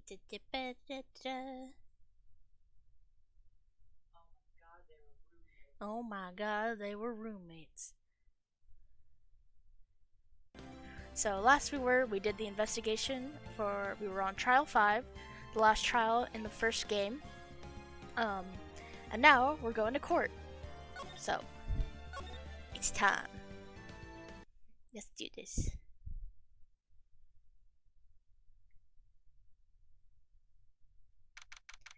February 23rd, 9:34 a.m. District Court, Defendant Lobby, number 2. How did the investigation go yesterday, Mr. Wright? Frankly, there are still a lot of gray areas. Or rather, the whole thing is one big gray area. Don't worry about me, no matter what the outcome. I'm ready to accept my fate. I believe in you, sis. Mr. Wright, let me offer you a word of advice. Yes? A defense attorney should never believe their client. Huh? The defendant is called to trial because they are suspected of wrongdoing. Never forget that. Miss Sky, you remind me a lot of Mia. But there is one decisive difference between you and her. And that is, you're not a defense attorney. I believe it's almost time for the trial. Good luck, Mr. Wright. Shit. Let's hope this goes well. My first trial without a Fae helping me. No one's gonna bail me out this time.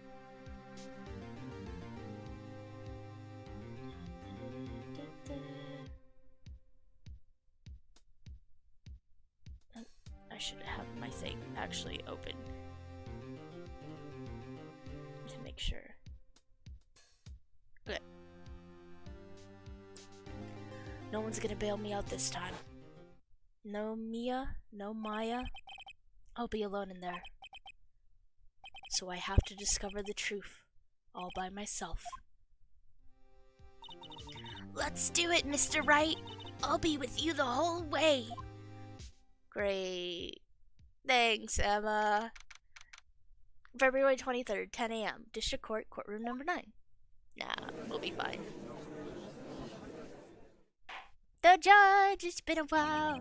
Court is now in session for the trial of Miss Lana Skye.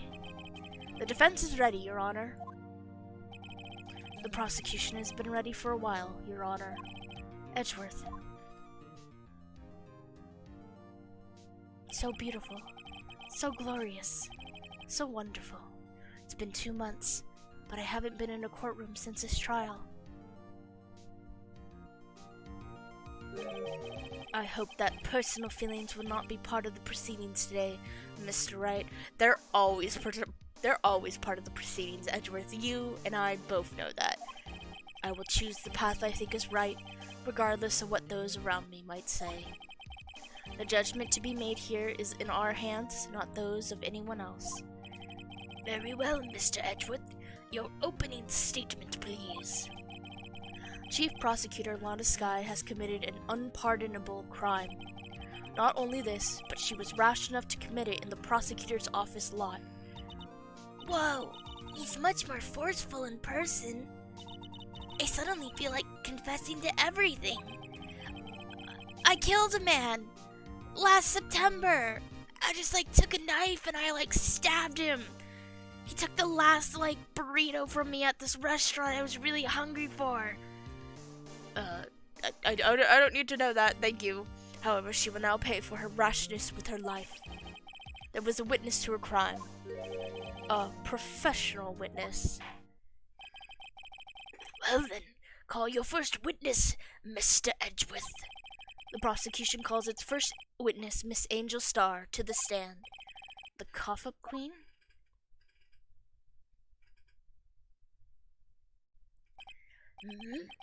Haven't I seen you somewhere? You ordered the caviar lunch, right? Oh, caviar. I've never eaten caviar before. The judge is really wolfing it down.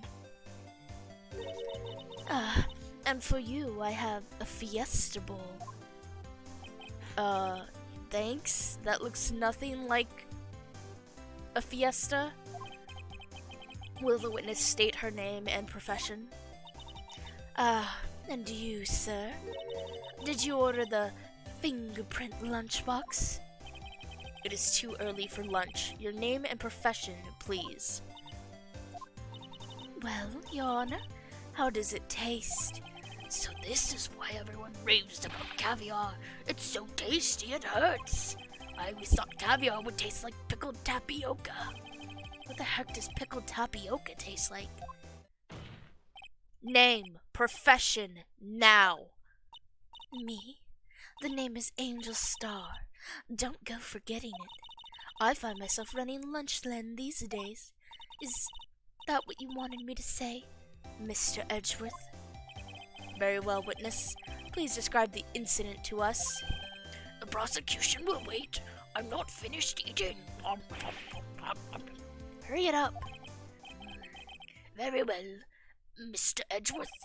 As you know, we usually call on the police to provide a description of the crime. Your Honor, as Mr. Edgeworth has said to the court, I am a professional. Huh?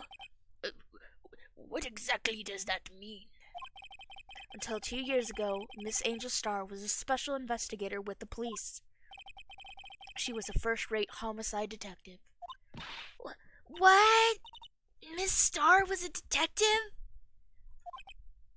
Oh? Yeah! I know who you are. Cough up. Cough up, Queen Angel Starr, Your Honor. Long time no see. Very well. You may continue with the description, Miss Starr. Just who is this lady? If I might have the court's attention over here. The parking lot at the prosecutor's office is divided into 2 blocks. A block is for the prosecutor's office personnel. B block is for visitors and clients. A chain divider separates the 2 blocks. I suppose that's to keep visitors from taking up prosecutors' spaces, yes? The crime took place by a car in the back of A block, in the car's trunk. The killer stabbed the victim with this knife and went to drive the body out. Unfortunately for her, there was a witness, and an arrest was made on the spot. And who was this valiant witness? Why, it was me, Your Honor. Parking lot floor plans added to the court record. Witness, did you see the very moment of the crime? Of course, Your Honor. Immediately after that, I apprehended the chief prosecutor. It seems rather cut and dry, doesn't it? Well, Mr. Wright, I can't agree on principle, Your Honor. It seems that some poor losers are unwilling to accept the truth, Your Honor. Shall I proceed to crush what little hope they have remaining? If you can, then give them your worst, Miss Starr. Wait, are they talking about me? Aw, hell yeah. Step on her, Miss Starr. Step on me. Witness's account. Somehow, I always knew a day like this would come. I was on my way to deliver the lunchbox to my boyfriend when I sensed something. Perhaps it was my finely honed detective's intuition at work. Through the wire fence, I saw the chief prosecutor standing next to a garish car. The chief prosecutor was holding a knife in her right hand. Then, she thrust the pointy tip of the knife into Detective Goodman's chest. Bringing a lunchbox to your boyfriend. How touching. As you can see, there is no room for doubt. The key point of your testimony seems to be nothing other than the point of the knife which you saw being stabbed into Detective Goodman. So, how does it feel to be so utterly crushed? Objection. That's mean to the car. It is. It's a nice sports car. It's a little, red, but, I've seen red sports car. It's nice. It's not garish. So how does it feel to be so utterly crushed? I'm still thinking about that. Kinda like it. Can you do it again? It's merely a flesh wound, Mr. Wright.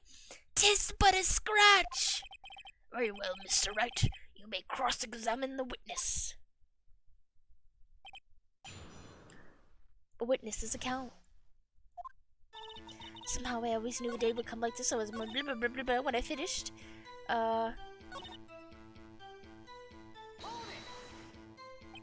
By garish car, you mean? Mr. Edgeworth's car. Yes. Mr. Edgeworth? Incidentally, the knife with which the victim was stabbed was also Mr. Edgeworth's, wasn't it?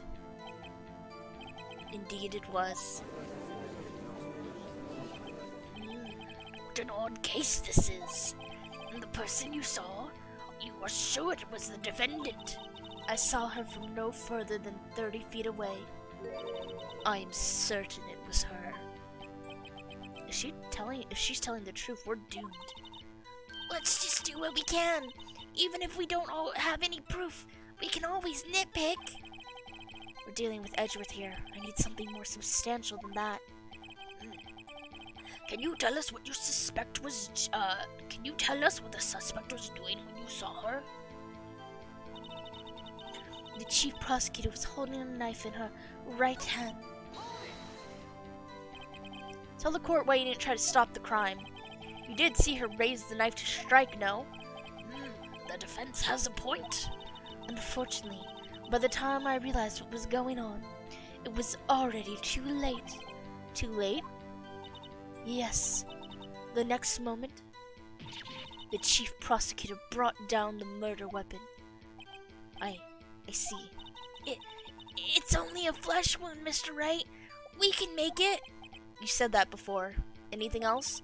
Scientifically speaking, Miss Starr's testimony is flawless. Sounds pretty fatal to me. What do we do? Is this it? Is my sister guilty? This is the beginning of the court. Give it a second, lady. Let's just keep our heads cool and press the witness a bit, shall we? For some reason, having her panicking next to me makes me calmer. Don't smile like that. My sister's gonna die, you fucker.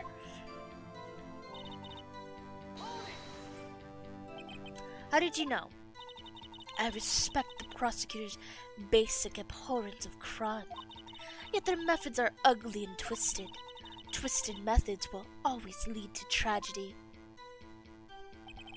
The lunch lady's uninformed opinion is duly noted, given that they are used to erasing inconvenient evidence at their whim. Killing off a detective that knew too much is merely an extension of that. Miss Starr, do you have something personal against prosecutors? I felt that I had found my dream job when I became an investigator, and if I hadn't been laid off by those prosecutors over there, I'd still be one. Laid off. She was fired? To me, prosecutors are nothing more than worms. That said, I am a pro, as you know. My testimony is unbiased and flawless. Very well, you may continue, Miss Starr. My testimony is unbiased as I call prosecutors the scum of the earth.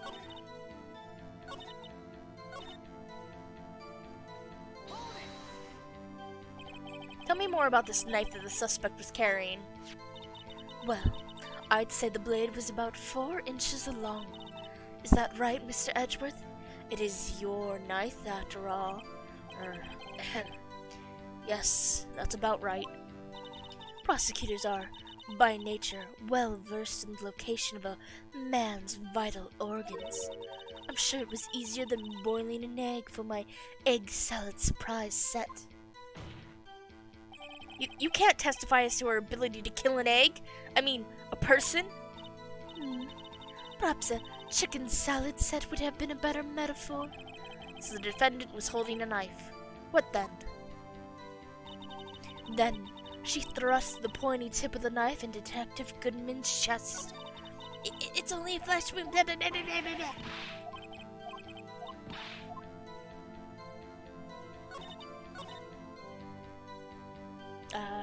Let's press here.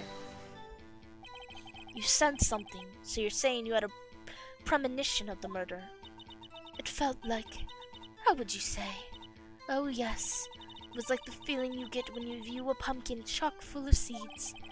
I have no idea what that means. Speaking of a detective's intuition, wasn't the victim, Mr. Bruce Goodman, also a detective? Yes, well, he was like a young cheese. Young cheese? A pale white cheese, not yet tangy with experience in the streets. A greenhorn. Then I must be hard, yellowed, and sharp as a tack. Yeah, with the odor of an old cheese to match. In any case, there, in the lot, I felt something stirring in the back of my mind. Through the fire, by Garish, you mean Mr. Edgeworth's car, Mr. Edgeworth, since wasn't it?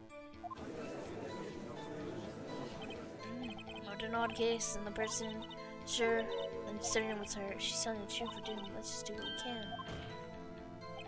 Witness, in your testimony, you clearly stated the following. Prosecutors are nothing more than worms. Ergo, you are a biased witness. You might want to keep those silly opinions to yourself in the future, rookie. Huh? Rookie? Unless you're willing to risk the consequences of doubting me. I'll fry you like a fritter, crispy on the outside, chewy on the inside. That was inspiring. I believe I've heard that tagline elsewhere. You could cry plagiarism? I may be relegated to the lowly post of lunch lady, but my instincts are honed. A photograph? You took this? The moment I witnessed the crime, my reflexes took over and snap, I took a picture. In fact, one of my lunchboxes is rigged with a camera. I suppose that's more exciting than just hanging it around your neck. Witness, why am I only seeing this photograph just now? You think I'd show it to you? A prosecutor? Think again. My boyfriend works in the photography division of criminal affairs. Well, this is most certainly the defendant. Uh-oh. That is unmistakably Lana Skye. So what was the defense doing at the time? The chief prosecutor was holding a knife in her right hand. Then, she thrust the pointy tip of the knife into Detective Goodman's chest. Could it...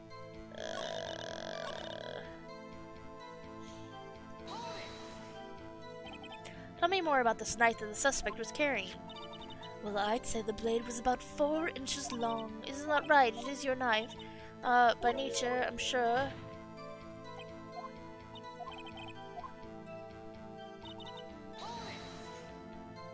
Try to tell the court we needed you to see her raise the knife. Fortunately, too late. Yes, the next moment. I see. It's only a flesh wound. Okay. Alright, I think I got it.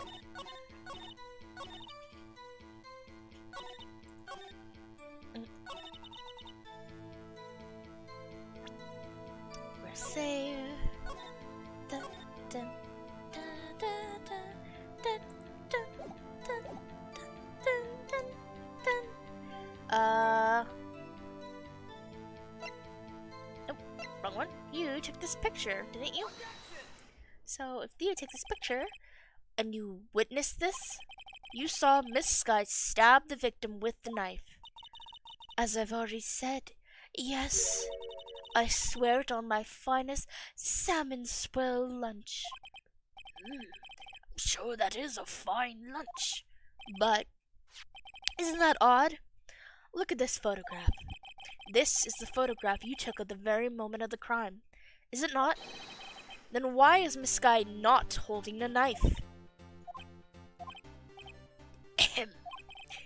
Mr. Edgeworth, your thoughts?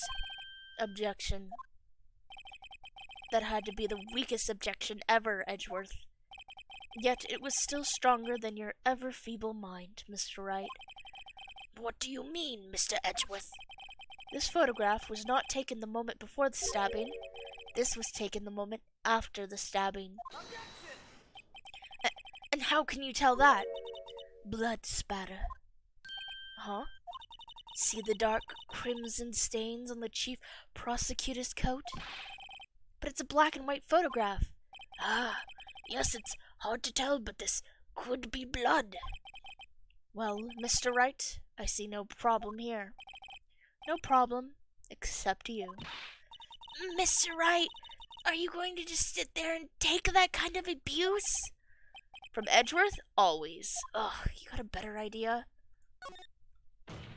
Yeah, we're gonna object. Wait, that contradicts what the witness said in her testimony, namely that she took the picture the moment she witnessed the crime. Well, it seems I was slightly unclear. My apologies. That's it? If you run out of lunch, you order seconds. Problem solved.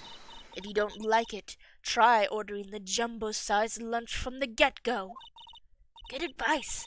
I'm not sure I understand it, but good advice. I didn't have time to stop her. Prosecutor Skye was cold, calculating, like a robot. Beep boop bop, no feelings. She killed without pain or remorse. It was a premeditated murder. Premeditated? How do you know? Look at the chief prosecutor's hands in that photograph. Well, are those gloves? Surgical gloves made of thin rubber, most likely. Why would she have had those on? If it was not premeditated, she would not be wearing those gloves. Warg! Warg! These gloves do seem to tell a tale of premeditation. Premeditated murder, a serious offense. Witness, add this to your testimony. The murder was planned. The rubber gloves proved it. Oh, do they? Do the rubber gloves prove it? Because, funny. The murder weapon usually in Edward's toolbox. That's a little strange. Witness, do you know what this is? Are you trying to test me? I sell boxed lunches for a living, you know. That's a knife. The knife. The knife that was in Mr. Edgeworth's trunk. Indeed, it is my knife. What's with this case? A bloody murder weapon, a red car, all belonging to the prosecutor there? The defendant is the chief prosecutor for the district, right? Mommy, are prosecutors bad people? The defense has a request. We ask that the witness provide an accurate testimony. What's that, rookie? In your testimony, you stated that Lana Skye planned this murder, and that's why she was wearing those special gloves. Seems like a natural conclusion to me. The gloves do indicate planning. I'm going to take a sippy sip of my water. However, why would she not also prepare the most important thing? The murder weapon? Ooh. This knife just happened to be in the trunk of that car. Ladies and gentlemen, if you're going to plan a murder, you don't forget the weapon. Ah, yeah, Phoenix. Order, order, order. Great. Now the tide is turning in our favor. Great show, Mr. Wright. My sister's as good as free. It's not going to be that simple. This is case 5, Emma. This is the longest case of the series. Well, longest case in this game? I don't know. I don't know what is the longest case in the series. Right. I believe the next lunch you'll be eating is humble pie. What? I hope you weren't deluding yourself into thinking that the tide has turned. Not over such a trifling detail, but this shoots a hole in the whole premeditated theory. Bah. The prosecution could care less if it was premeditated or not. The only one who seems to care is that lunch lady over there. The defendant, Lana Skye, murdered a detective with a knife. That is the only thing the prosecution need prove. Nothing else. Very good, Mr. Prosecutor. I suppose you think you're clever now. But you know as well as I do that she planned on killing him. It was planned.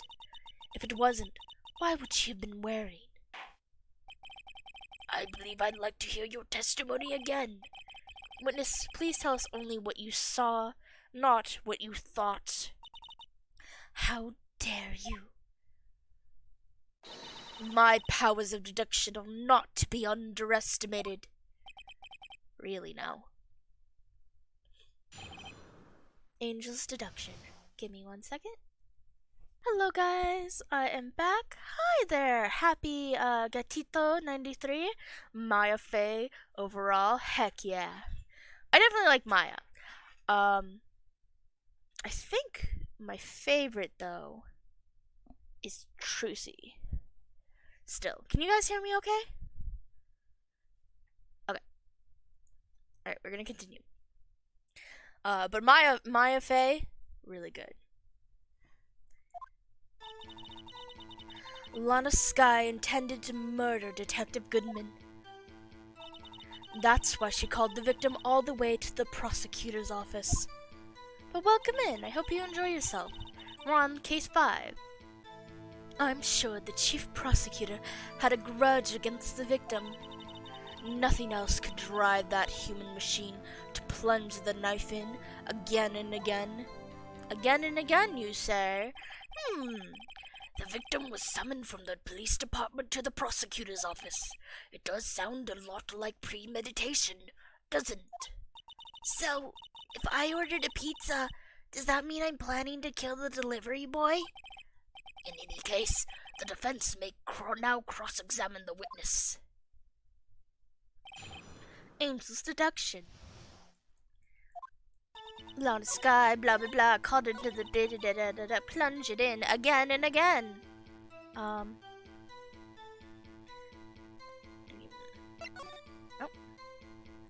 Loss of blood wound was caused. A single stab wound was found. A single stab wound. Miss Star. You say she stabbed him again and again, but you couldn't have witnessed that. Are you testing me? Then I'll test you. With my moss surprise. I'm afraid the moss is growing under our feet as we wait, Miss Star. Huh? What do you mean? I shouldn't have to explain this, but take a look. The autopsy report states that death was due to a loss of blood from one stab wound. Aha! You're right. Good show, Mr. Edgeworth. What a hunk! He's my hero! Really? What about my objection? No one noticed? Well, the witness. You got the crime scene set, right? Oh, thanks. I always believed that no one could ever mistake ketchup for blood. But now I realize that such mistakes are possible. So, you're saying you mistook something for blood. When she lifted her knife, I thought I saw blood at her breast. Splattered blood from her victim. That's why I thought she must have stabbed him at least twice. Then tell us what you saw that you thought was blood. Testify! Her red muffler looked like blood to me. That's how ghastly the whole scene was. Muffler? Her red muffler. Yes, like a scarf. The chief prosecutor always wears one around her neck, so she can be easily hanged at a moment's notice, I suppose. She's right. Miss Sky was wearing a red scarf, wasn't she? But wait, isn't it odd that you mistook that for splattered blood? Well, people often mistake my beard for a bib. A judge with a bib. That's why this place feels so much like kindergarten sometimes. Oh, damn, Phoenix! Actually, I do think I saw some traces of blood on her chest. However, the autopsy report is clear on this matter. There was only one knife wound. Apparently, Miss Star isn't entirely sure of her own testimony. I know, it's... Mr. Wright, this is our chance! Chance for what, I wonder? Miss Star has turned out to be as short-tempered as she looked when we met her. Challenging her abilities as a detective really set her off. The short wick burns out the fastest. It's a scientific fact. I wonder, would it depend on the size of the candle? I mean, add more wax, and even a really short wick will burn longer. Obviously, more scientific testing is required. Emma, I really didn't realize how dumb Emma is sometimes. Like, some of her comments are just like, there is blood on this coat, but also, there's no muffler on her neck. Oh shit, what did I do? No! Did I put it in the wrong area? I probably put it in the wrong area. Whoops! Ah, shit.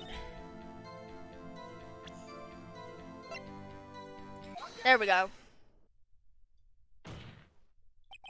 Miss Star, I demand an explanation. God damn it, don't steal my spotlight! The witness is clearly not suited for detective work. What? The suspect was not wearing a scarf or muffler of any kind when she stabbed the victim. And you've proved it yourself with this photograph. Huh? But that can't be! Only a professional lunch lady could be so utterly clueless. Congratulations. Perhaps you finally found your true calling in life. Damn, Edgeworth! Harsh words, but good. In the end, Mr. Edgeworth prevails. What was my objection? Chopped liver? But it was there. A scarf. No, not that, but something red. Really. Well now, where were we? The witness has given us an entertaining interlude, but back to business. What? Very well, witness. Continue your testimony. You saw the crime and apprehended the suspect. Tell us about that.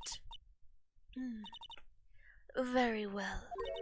I do remember some things accurately, at least. Ultimately, we couldn't shake the most important part of her testimony. The most important part? The part where your sister stabs the victim. This next testimony might just be the moment of truth. After the murder, the suspect attempted to run behind a partition off to her side. I quickly caught her, explained her rights to her, and arrested her on the spot. Yes, when I arrested her, she mentioned the muffler. That's what had me confused in my earlier testimony. The chief prosecutor made to escape, but against Angel Star, resistance is futile. I would like to be caught red-handed by this lady. You are quite determined about this scarf, aren't you? I strike like a snake and bite like a cobra. That's me, Angel Star.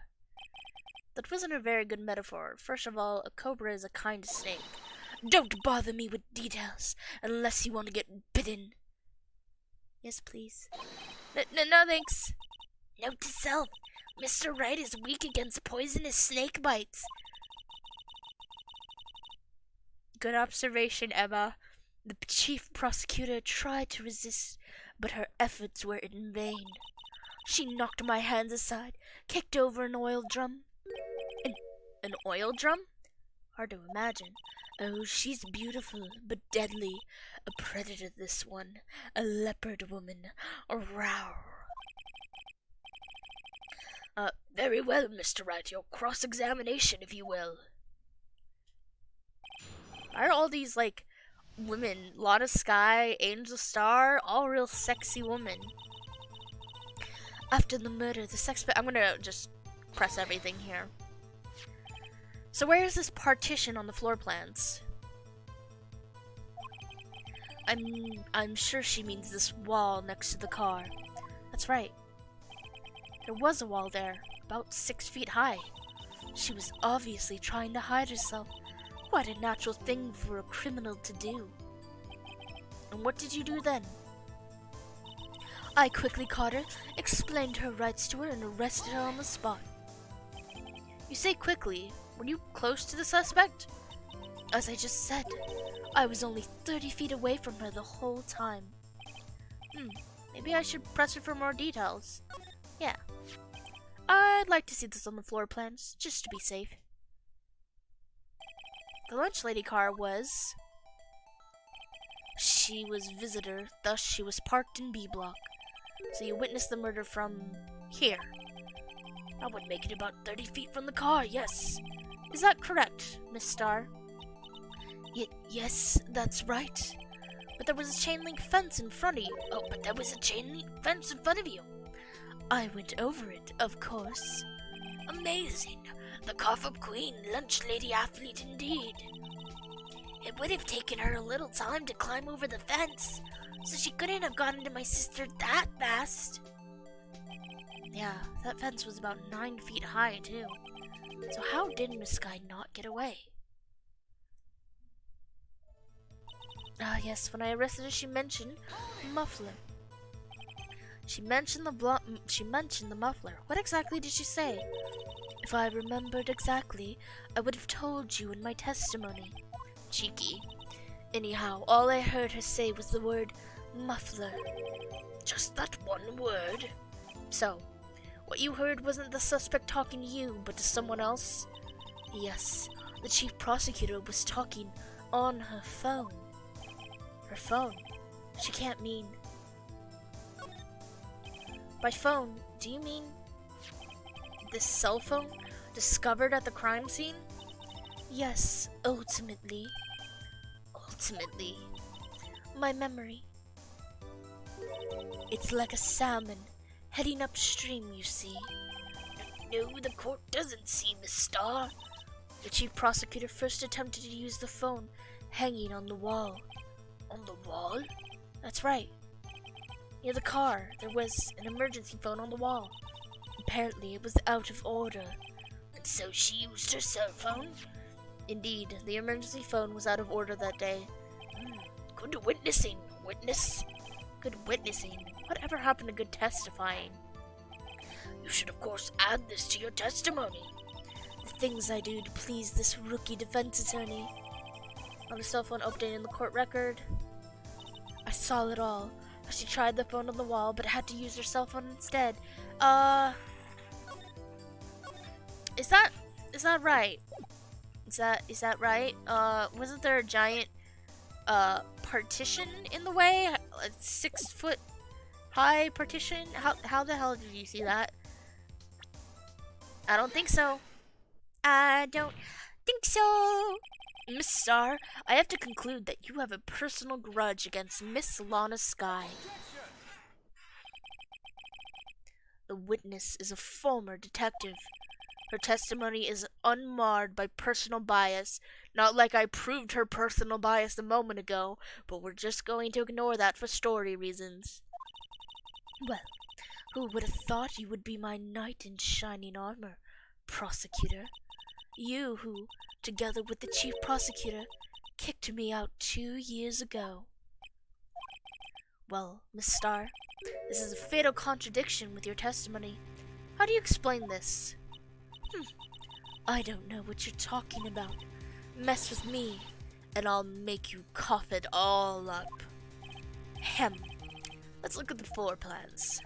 You said you witnessed the crime from this point. However, that's true. You couldn't possibly have seen Miss Skye making that phone call. Huh. I believe you see what I'm getting at. That emergency phone was on the back side of this partition. If indeed you were in B block, you couldn't have seen it. Order, order. What is the meaning of this? It's simple, Your Honor. She's not coughing up lunch, she's coughing up lies. That's quite a claim, Mr. Wright. Perhaps you will allow me a question? Tell us exactly what lie this witness has told the court. Here's where the counterattack begins. I can't afford to get this wrong. I'm going to save.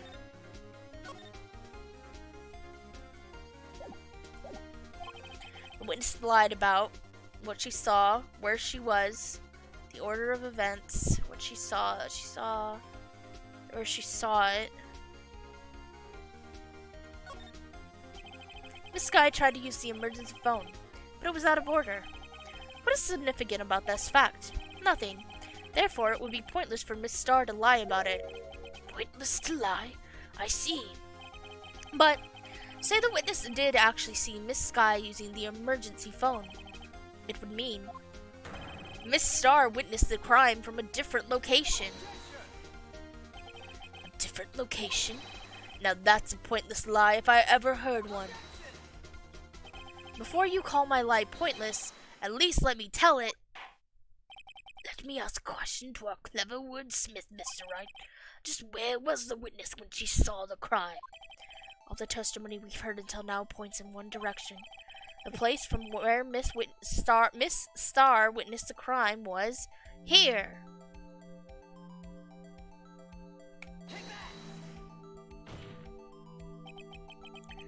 This is the only place where she could have been. The security guard room?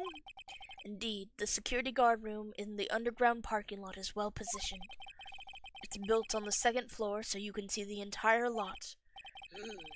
She would have been able to see the emergency phone from there. But why there? There are many other places where she could have seen the phone. Not in this case, Your Honor. The witness, not being part of the prosecution's office, couldn't park in A block.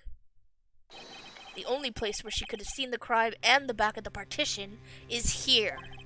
I remember in your testimony you said you brought a lunch to your boyfriend in the security guard room, yes? Well, Miss Starr, how many years have I been getting the better of men? To think that the tables could be turned. Today, a man has gotten the better of Angel Starr. Order! Order! Witness! What have you done? You used to be a detective. You should know better. I'm not turning back. The guilty will be punished, and I'll do what I must to make sure justice prevails. The guilty? She talking about Miss Sky? Mr. Wright, doesn't this strike you as odd? Why did Miss Starr lie? It doesn't make sense.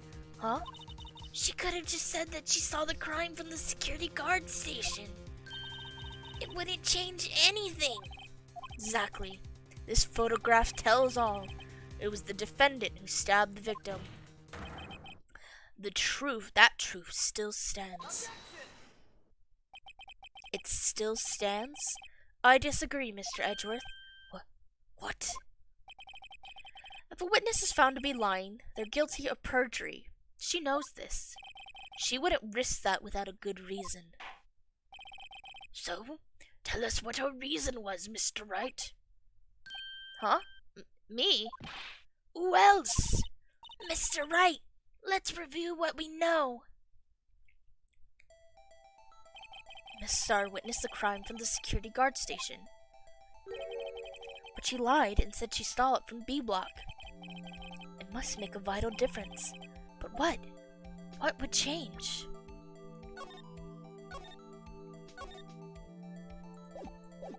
Distance to the crime, difference in lighting, angle of view, distance to the crime. It changes the distance between her and the scene of the crime. My condolences, Mr. Wright, but one look at the floor plan and it's quite clear. The distance between the scene of the crime and the guard station is 30 feet. I don't see how that would change what she could see. What she saw is not in question here. What matters is the time it would take her to reach the scene of the crime. Oh. Miss Starr, you witnessed the crime from the security guard station. Now, how long did it take you to go from there to the scene of the crime where you arrested Miss Sky? Well, witness, you... Yes?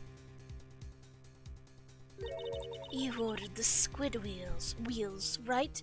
Those just look like rubber bands on a bed of rice. Like, those don't look like squid wheels. Those just look like you took a bunch of rubber bands, probably rubber bands from your hair ties, and just put them in a box of rice. The quality of my lunch has gone from low to inedible. Exactly, because they're rubber bands. I was bringing a PB&J lunch with fresh boysenberry jam to my boyfriend. Boysenberry for the boyfriend. He wasn't in the station, so I waited. I witnessed the crime from the glass-walled station.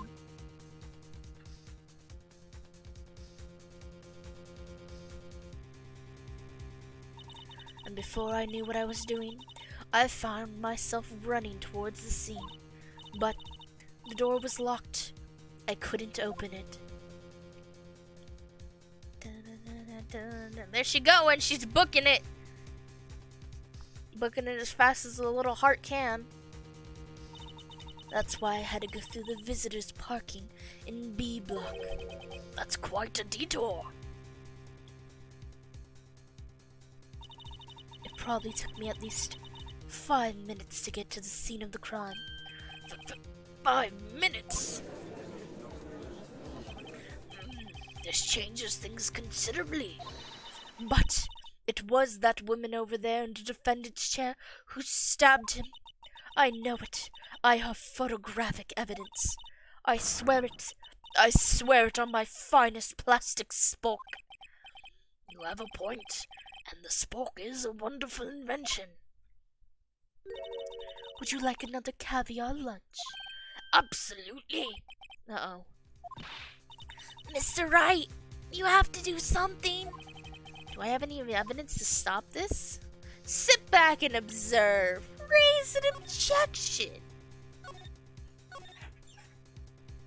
Why the hell was she still in the parking lot? 5 minutes between the witnessing of the murder and the arrest. Think about it. You could make pasta in that amount of time. If you like it al dente. Oh, that wouldn't even be al dente. That'd be like, I've got lunch boxes that tie pasta into knots, rookie. A 5-minute blank? Isn't that strange? Strange. If you were a criminal, what would you do with 5 minutes, Your Honor? Well, I guess I'd flee the scene. Hey, don't get the wrong idea. I didn't kill anyone. But you have the instincts of a killer. You would run. But this time was different. Miss Sky dawdled at the scene of the crime. She even had her picture taken. No true criminal would act this way. It's inconceivable. Yuck! Oh shit. Well then, seems we've come to the end of this testimony. The witness has a grudge against the defendant and a blank in her testimony. Mr. Edgeworth, is the next witness ready to go? Unfortunately, I appear to have overestimated this witness on account of her professional history. We did it. We screwed that can shut, Mr. Wright. That was too close. I'm afraid that the cough-up queen has been dethroned. With that, court is adjourned. Oh, that's what you think. Hold it!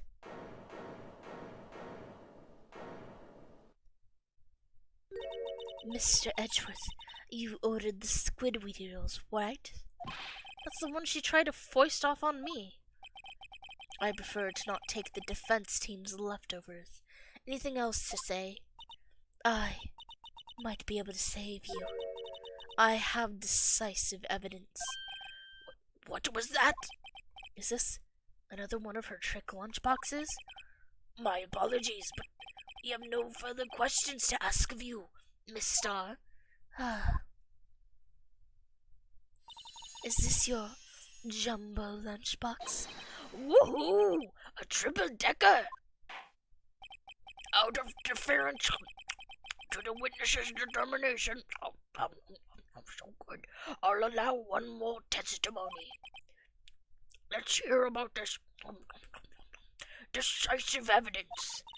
Like the Lunchland motto says, you won't be disappointed. Is she going to pull out of her lunch this time? Oh.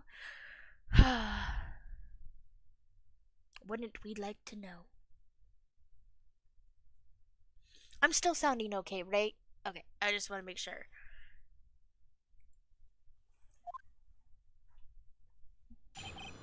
Decisive evidence.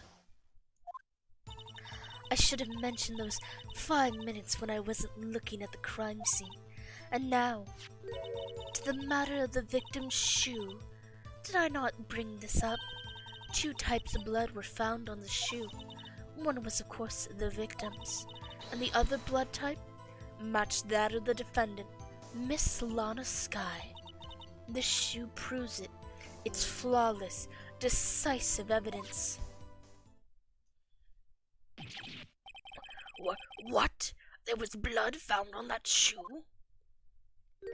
Try Lunchland for all your lunch and decisive evidence needs. Witness, what's the meaning of this? Why is this first time I've heard of this evidence? Simple. As I've already said, I don't trust you with evidence, Mr. Edgeworth.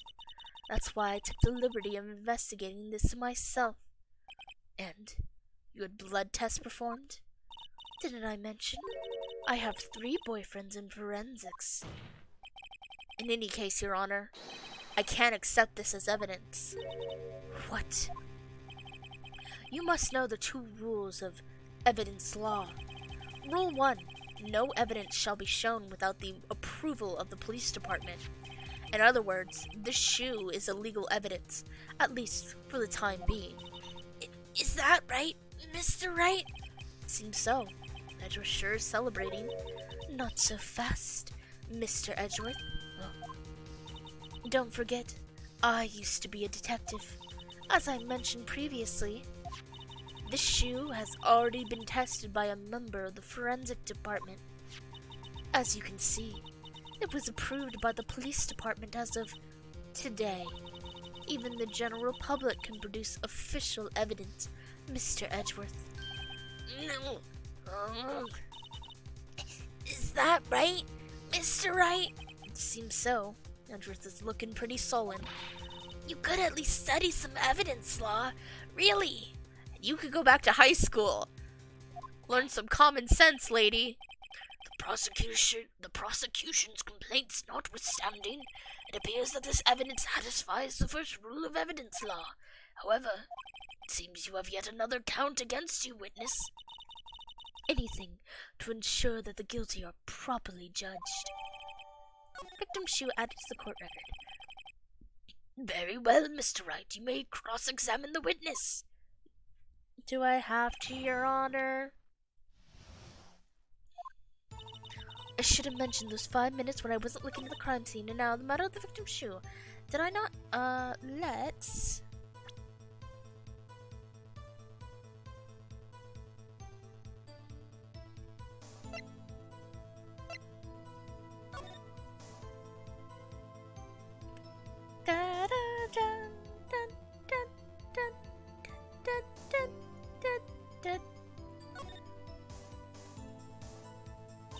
This blood, it's my sister's, right? Appears so. Lana's right hand was bandaged when I saw her in jail. She must have cut herself at the time of the crime. Poor sis.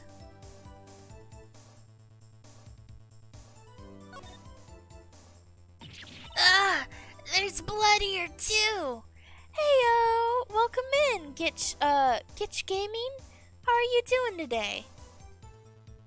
Hope you are doing well. Welcome in. Ah, there's blood here too. On the sole of the shoe? It's gotta be the victim's. He must have stepped in a puddle of his own blood.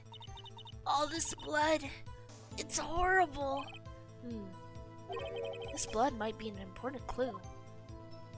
Of course. I hope you are doing well. We're having a good time with some more Ace Attorney. And now, the matter of the victim's shoe. Did I not bring this up? Nah, that's... And you found the shoe at the scene of the crime? I detained the chief prosecutor and notified the police department. I wanted to make myself useful while I was waiting for the police to arrive. Ah! Oh my gosh, I love that Maya icon! Oh my god, that's such a cute one! Maya and hamburgers. Maya. I keep having to remember it's pronounced Maya. When I grew up, so I told the story earlier, but when I grew up, I used to pronounce Mia like Maya, and I pronounced Maya like Maya, because that's how I read it as a kid. And then I was just a dumb kid who didn't know the proper spelling. So now I always have to remind myself that Mia is Mia and Maya is Maya.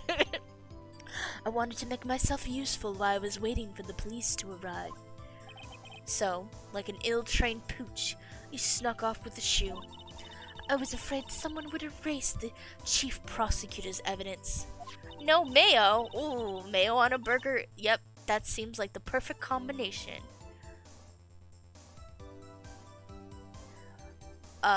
Mayo and purr. This shoe was my secret weapon if that should happen.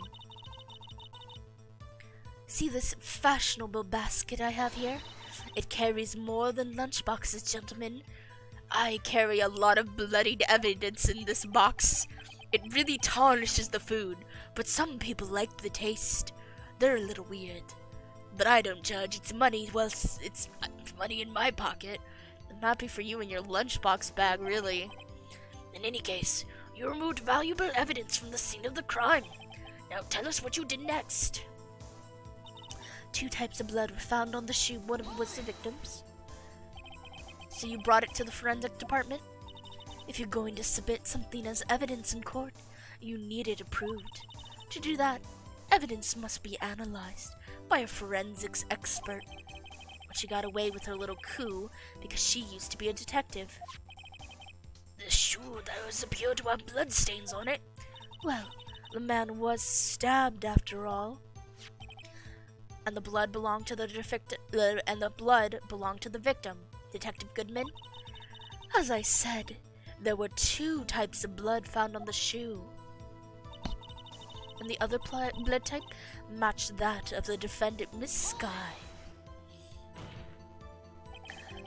You can't say for sure the blood belonged to the defendant with a blood test.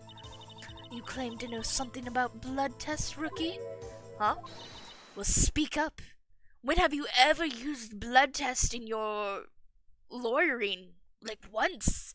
Like you've never been like, let's take a blood test for this person. I'd like to see you explain it. Well, blood comes in 4 types. A, B, O, and AB. However, you can't tell from a blood test whether a murder was committed in cold blood. That's just a figure of speech, Mr. Wright.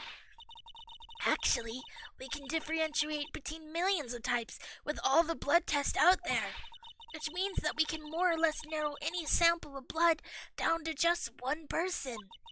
Or so I hear. That's pretty specific. If I had a little more time, I would have gotten DNA test results. Nick is funny. I like Nick. Oh, that's also really cool. Oh, I really like that too. That's a really cool, Are these your, emotes? They're really good. But they said there's very little doubt it could be anyone but Miss Lana Skies. So the suspect's blood was found on the victim's shoe. That ties her directly to the death of Detective Goodman. I was afraid he was gonna say that. Yeah, same. Ace Attorney is one of my favorite series. This shoe proves it. It is a decisive evidence. Can't let this evidence go through without a fight. You ordered the pepper fish guts, right? Ugh. Some like it hot, Mr. Wright. Some like your client. She's in enough hot water to make a whole vat of soup. Mr. Wright, do you or don't you have a problem with this shoe? Problem? Is this critical? Is there a problem with the victim's shoe? I think possibly? There's a problem. If I'm not imagining things, I say there's one critical problem with this evidence, a clear contradiction. That gleam in your eyes. You're still young, rookie. I'd give you a peppered fish cut now. But you couldn't take the heat, could you? Let's hear what Mr. Wright has to say. What is contradictory about the victim's shoe? Show us the problem with this evidence. I wonder if you noticed. There's blood on the bottom of the shoe. Don't mess with me, rookie, or it'll be your blood on the bottom of my shoe. Hell yeah. Indeed, there's quite a bit of blood on the bottom of the shoe. It makes sense. The victim was stabbed with a knife. What could possibly be contradictory about blood on the bottom of the shoe?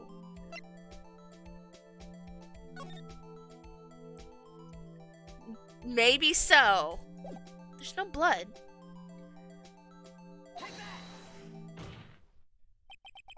The problem lies in the footprint. The footprint. Note that the bottom of the victim's shoe is covered in blood. Then, isn't it strange? Why weren't any bloody footprints found by the scene of the crime? Aha! As you can see, there were no traces of any such footprints at the scene of the crime. That contradicts your claim about this shoe. This picture only shows part of the floor, so there could have been bloody footprints. Then where are they, Mr. Edgeworth? Because we checked the scene and found nothing of the sort. Aw, yeah.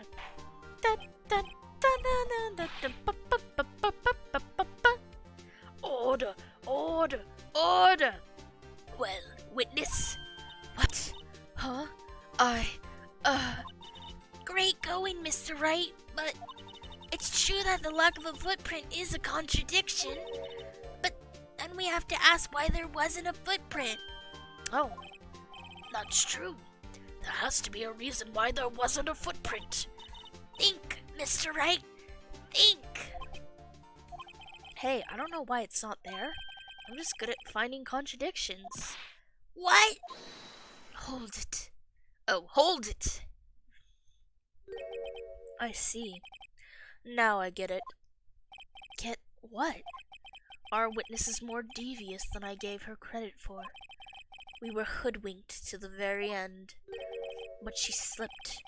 There is one vital hint to the truth in her testimony. What are you talking about? Think back to when she told us about apprehending the suspect.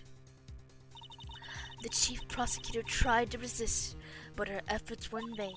She knocked my hands aside, kicked over an oil drum. Oh, she's beautiful, but deadly. A predator, this one. A leopard woman. Rawr. Do we really have to hear that part again? I thought that was a strange thing for the normally cool-headed chief to do. I thought it was strange that the witness roared, but okay. No kidding. Now, witness, allow me to ask a very simple question. This oil drum, was it empty? Oh, that. I'm not sure I like your attitude, Mr. Edgeworth. Though apparently you're not the slowest conveyor belt in the lunchbox factory.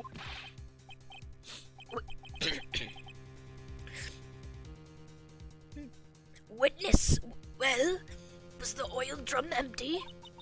The oil drum kicked over by the chief prosecutor was brimming with water. What, water? What does that mean? Still don't get it, Mr. Wright. Do you want to know the reason she knocked it over? The real reason? Aha! You don't mean... Yes, the suspect knocked over the oil drum for one reason, and one reason alone. To erase the bloodstains that would become evidence against her. Whoa! I know, how the hell do you accidentally kick over an oil drum? And that's because it wasn't accidentally kicked over. That ties things up quite nicely. The bloodstains left on the victim's shoe tie here quite clearly to this murder. Then, after the deed was done, she knocked over the oil drum to erase the telltale signs. Why, that's a prosecutor's specialty. Erasing evidence. That reminds me, Miss Sky's right hand was hurt. Didn't she say she cut herself when she stabbed him? So that's when my sister's blood got on the shoe? Well, I see no reason to prolong this trial. Mr. Wright, do something, please. What? What can I do? Your sister's confessed to the crime and she tried to conceal it. But... Enough. There is no need for further debate. The verdict, Your Honor. Very well. But Angel Star is on the prosecution side. She could have been lying about the water. This court finds the defendant, Miss Lana Sky. Hold it. Little girl, what did you just say? Me? Did you say that I, Angel Star, was on the prosecution side? Disgusting. Well, yeah, you are. You're saying my sister hid evidence by erasing the bloody footprints. Well, I thought you'd had your fill, but here you are, demanding a second helping of Miss Angel Star. Another lunchbox. A lunchbox called evidence. I can't stop staring at her dress and that just massive cleave. Wait, witness, don't tell me you are something else. Listen, if I get to see more of Angel's star in the witness stand, I'm fine with that. The time for deliberations is past. Any further comments and you will be held in contempt of court.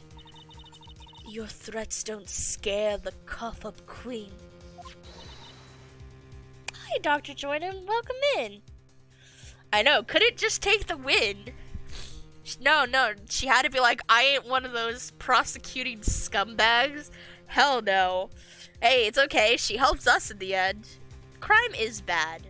I don't like crime either. That's why we're here to find the truth. Look at this.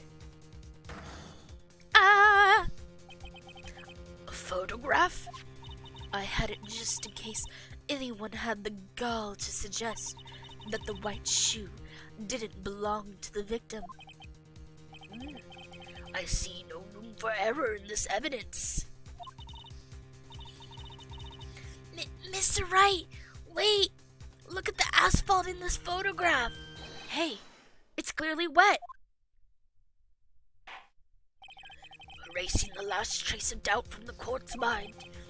Immediately after the murder, the crime scene was washed with water. I'm sorry, Mr. Wright. I guess I couldn't help after all. It's not your fault. I knew I couldn't win this case from the beginning. And it seems this is what your sister wanted anyway. I like that there's two spectrums. There's the be gay, do crime, and the be gay, solve crime. This game where be gay, solve crime.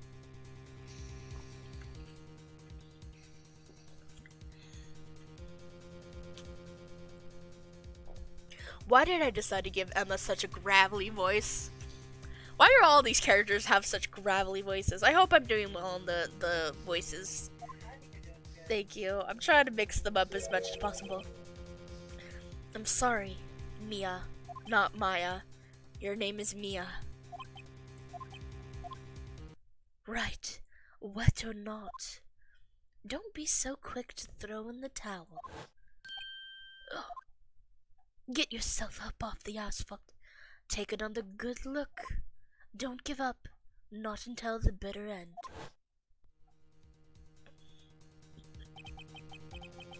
Thank you. So they are either lawyers or crime. I've heard of the Be Gay Do Crime, which I think started with Night in the Woods, but it's probably been circulating more since, maybe before. Or again, you play a character who's solving crime, trying to solve on the side of justice. This is the last piece of evidence. Very well.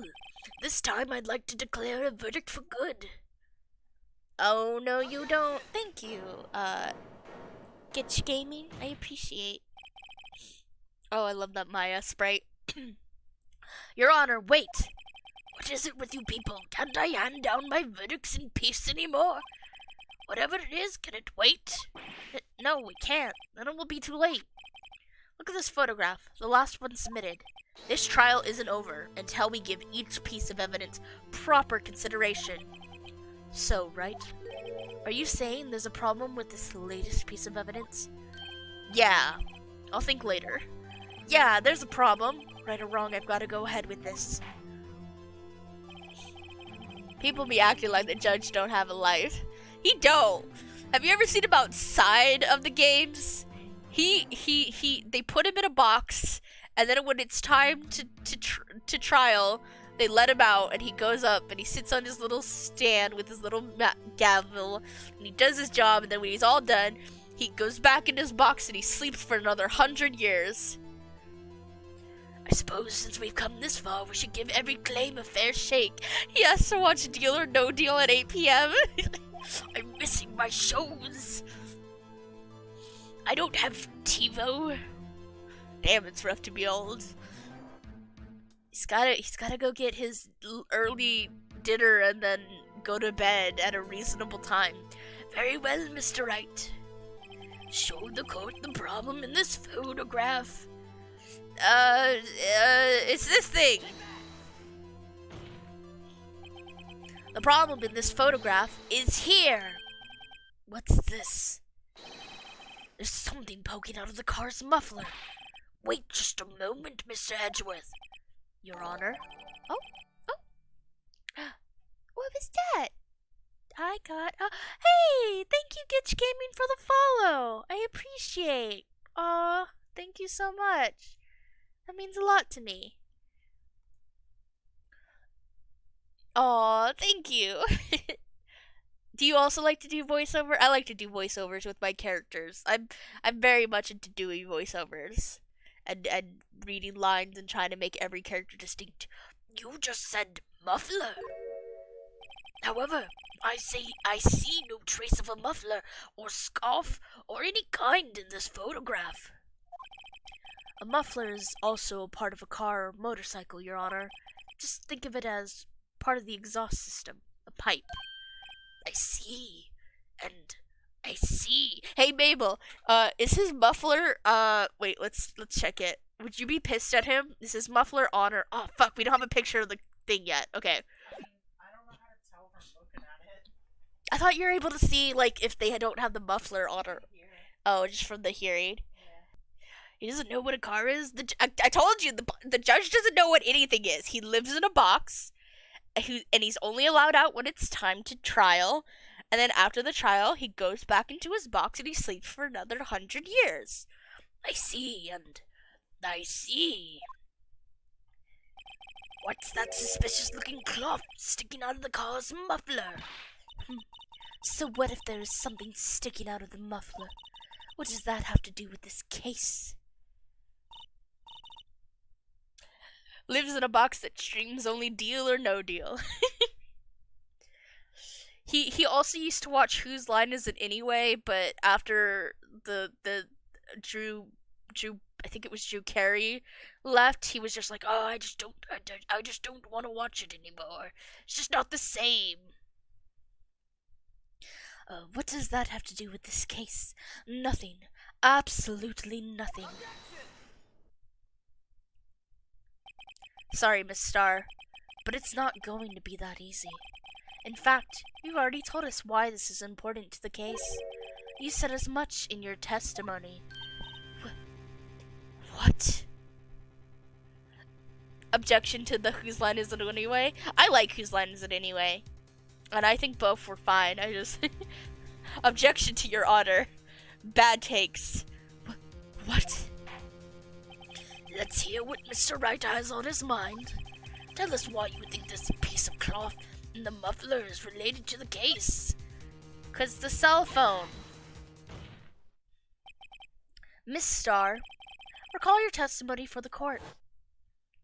Yes. When I arrested her, she mentioned the muffler. That's what had me confused in my earlier testimony. Muffler.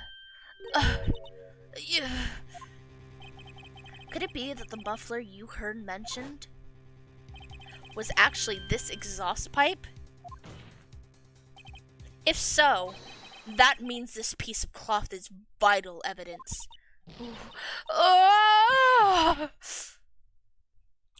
Yeah. Crime solving time.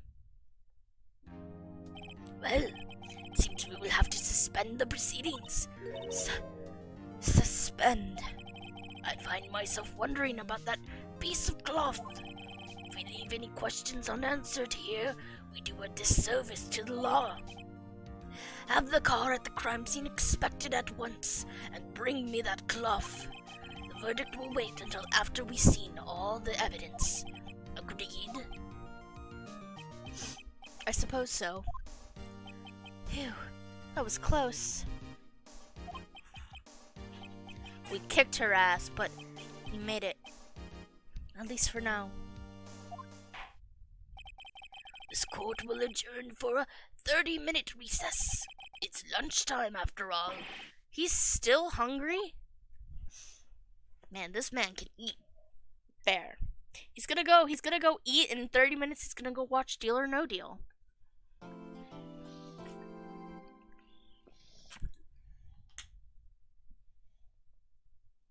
People are very sweaty in this game. It's a stressful situation.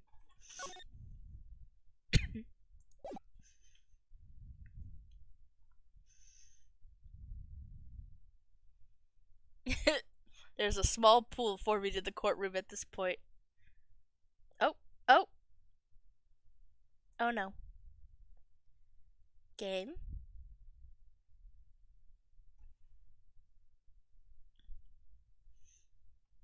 Game, you chill.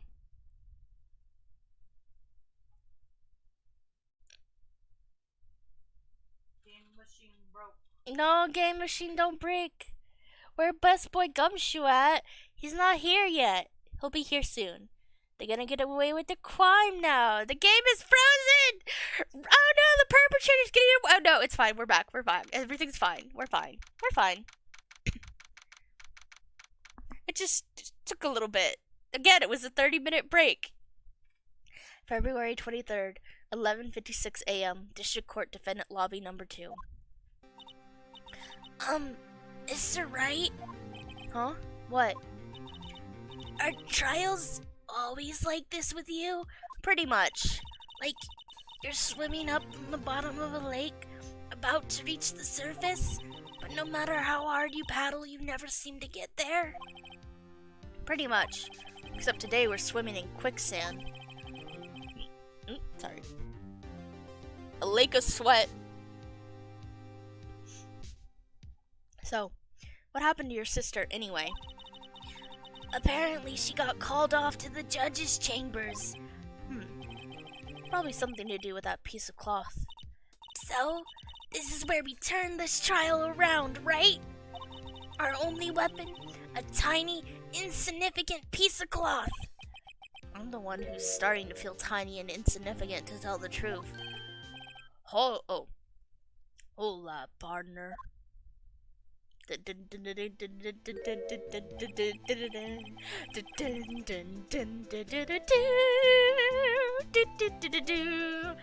They say you show a red cloth to a bull, it'll fire up its temper.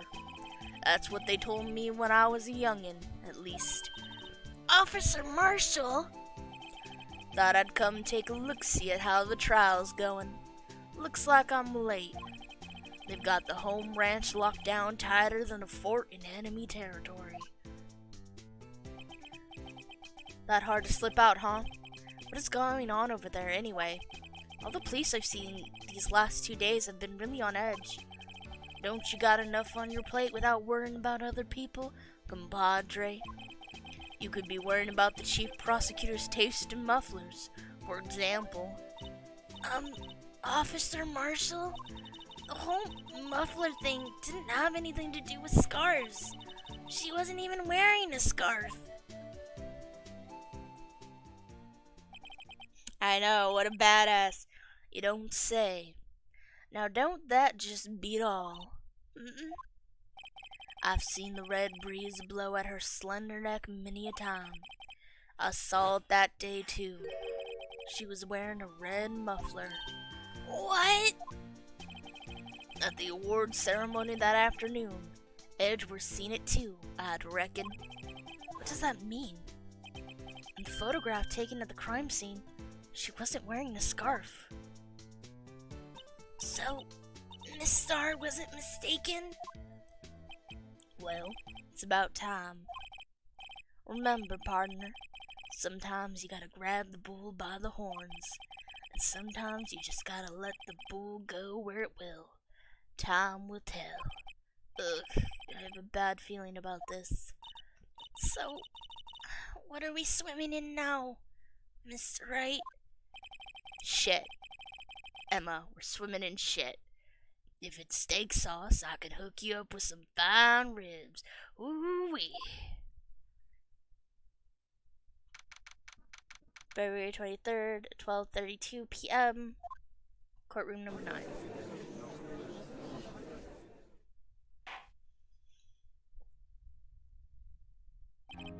I'd like to resume. What's up? The judge keeps looking over at the prosecution. Is something wrong? Mr. Wright? Your face is blue, your lips are purple, you're sweating bullets. That furrowed brow, those grinding teeth, those watery eyes. What's more, your eyes are unfocused, you're doubled over, your back is bent, pussy out. It can't be. This can't happen. I wonder what happened to Mr. Edgeworth. Well then, I believe it is time we continued on with this trial. During our recess, I had requested that the prosecution conduct an investigation. This is unacceptable. Inconceivable. It seems our prosecutor is quite beside himself. Excuse me? Knock knock. Who's there? Oh! Hi. Why are his pupils white? What's with this guy? A strange, stuffy aura seems to be filling the courtroom. Hey, the temperature rose 5.7 degrees when that man came in. Yeah, because he's a DILF. Who on earth is he?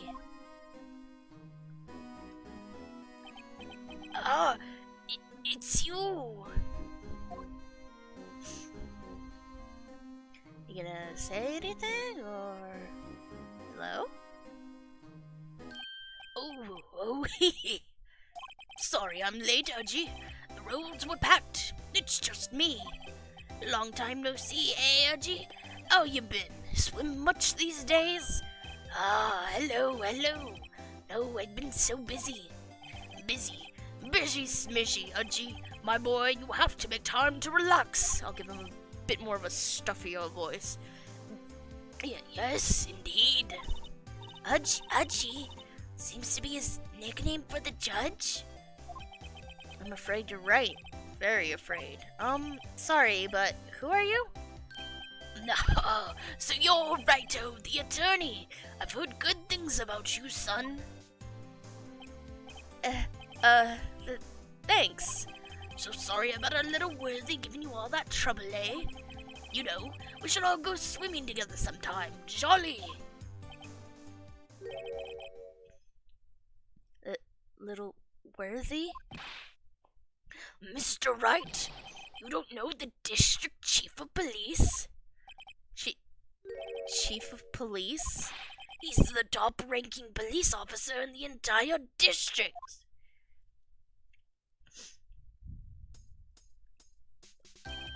Name's Gant. Damon Gant. Pleased to meet you, everyone. So, to what do we owe this honor today? It's been over 2 years since you last came to this courtroom, hasn't it? Well, it's Worthy here. Look at the poor fellow. I just thought I'd help out by bringing this. Hey, that's... My sister's muffler. So Miss Starr wasn't just seeing things. When the crime occurred, Miss Sky really was wearing that muffler.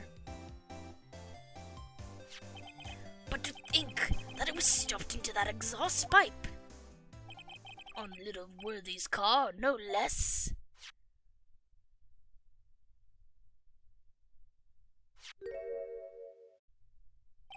It's really quite embarrassing, even for us.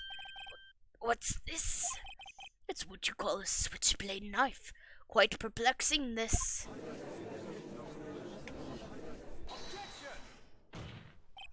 Chief, what kind of outfit are you running? Mr. Edgeworth. How could they miss such a vital piece of evidence? If your investigators are this lax, how do you expect us to do our job? Now, wait a minute, Worthy. I've no desire to hear your excuses. I'm telling you to wait. Or didn't you hear me? Have a look at this document where it says, person in charge of investigation. There's no mistaking that signature is there, Miles Edgeworth. That's not fair.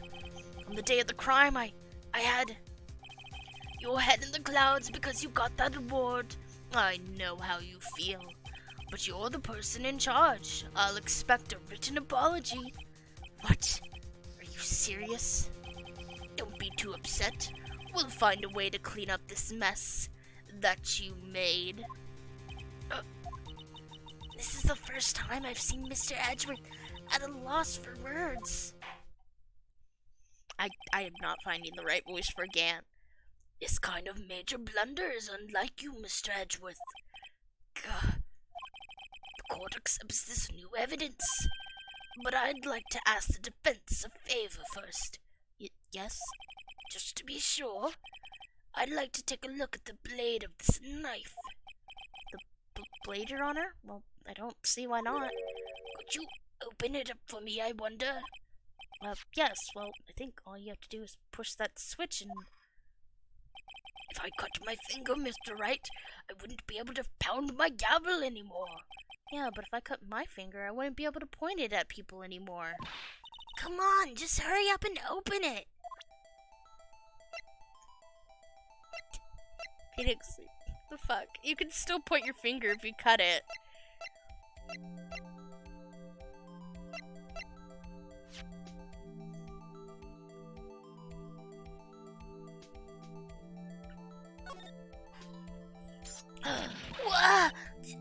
Don't scare me like that. I'm the one who's scared. Look at this knife blade. The tip is broken off. And this dark red stain. Blood? Switchblade knife added to the court record. This does not excuse the actions of the police department. I would like to hear an explanation from the chief of police himself.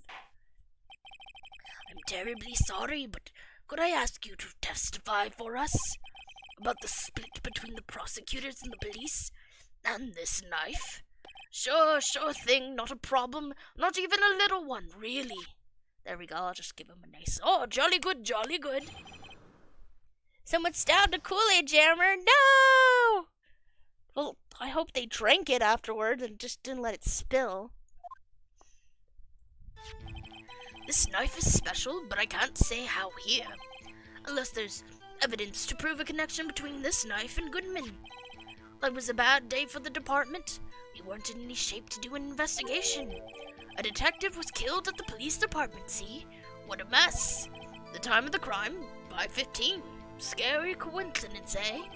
It's not officially linked to this here case, so I don't talk much about it. There was a murder at the police department? A detective? That's hush-hush information, Udgy. We haven't exactly announced it yet. Wait a second. You said 5:15? That's the exact time that Detective Goodman was killed at the prosecutor's office. But, oh god, 2 murders? Order. Anyway, we at the department were all the fluster, as you might well assume. We're in the middle of a top secret investigation. Don't tell anyone, okay? I think we understand the police department's situation. Well, Mr. Wright? 2 detectives killed at the same time, in 2 different places. The chances of that are really slim. Scientifically speaking, of course. I'd like to exercise my right to cross-examine the witness. Very well, however. Keep your questions focused on the case at hand. Do they know you're streaming this in 4K to the public? Why don't we just keep that hush-hush between us? They don't need to know. Everything's fine, you know. Shh, just don't tell anyone. But I can't say unless there's evidence.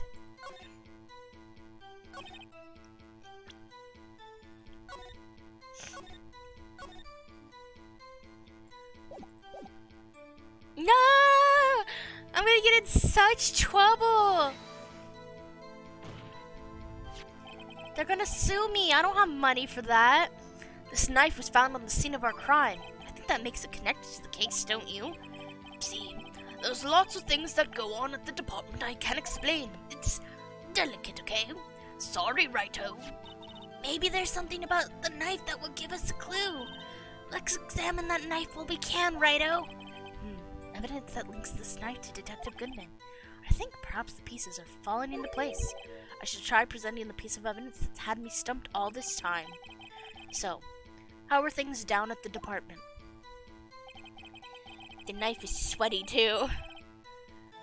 Let's see. Ah, damn it, didn't want to do that.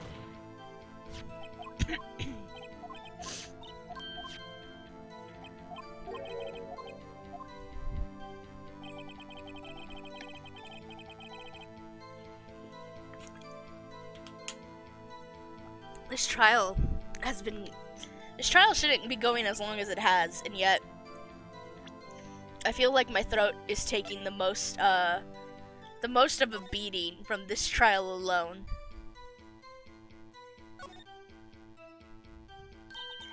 There's a small tag on the knife. It says SL9 too. What's that supposed to mean? I'm not sure, but it reminds me of a similar code. DL6? Maybe it's a case number. That's weird. What? I don't remember where, but I think I've seen something like this before. Something similar to what's written on this tag. It wasn't that long ago either. Maybe I should check the court record again.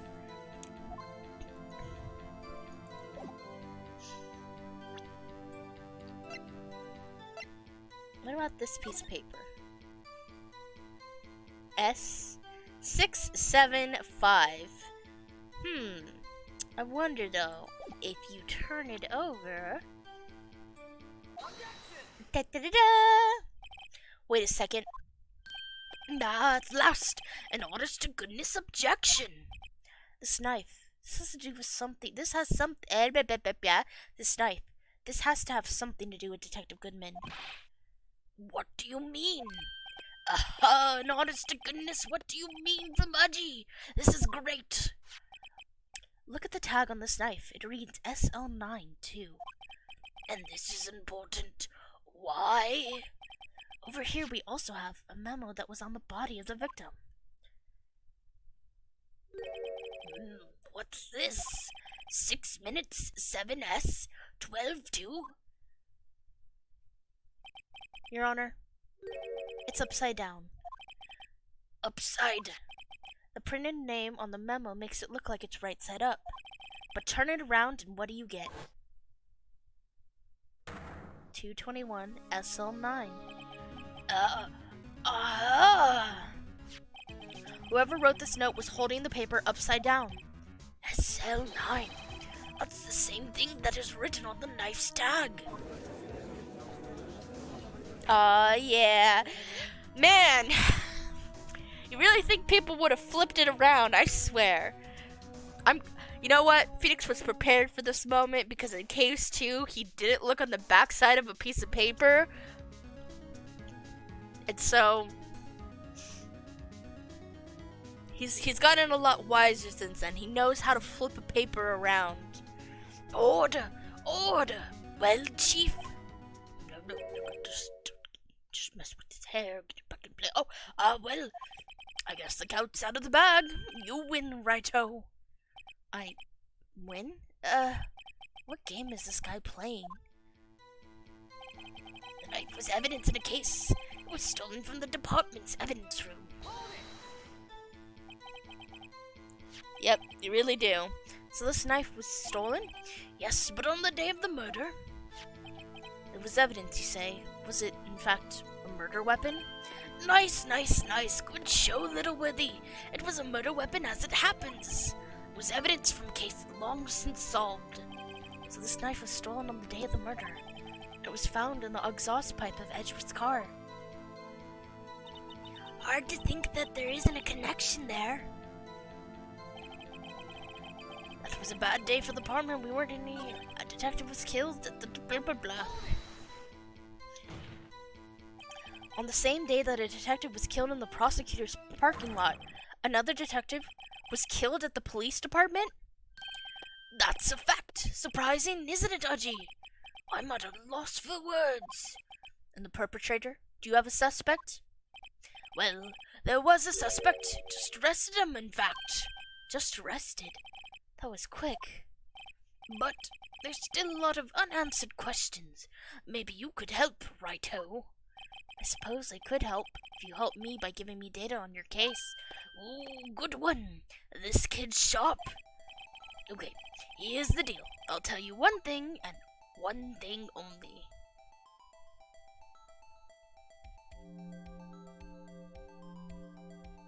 We know how he died.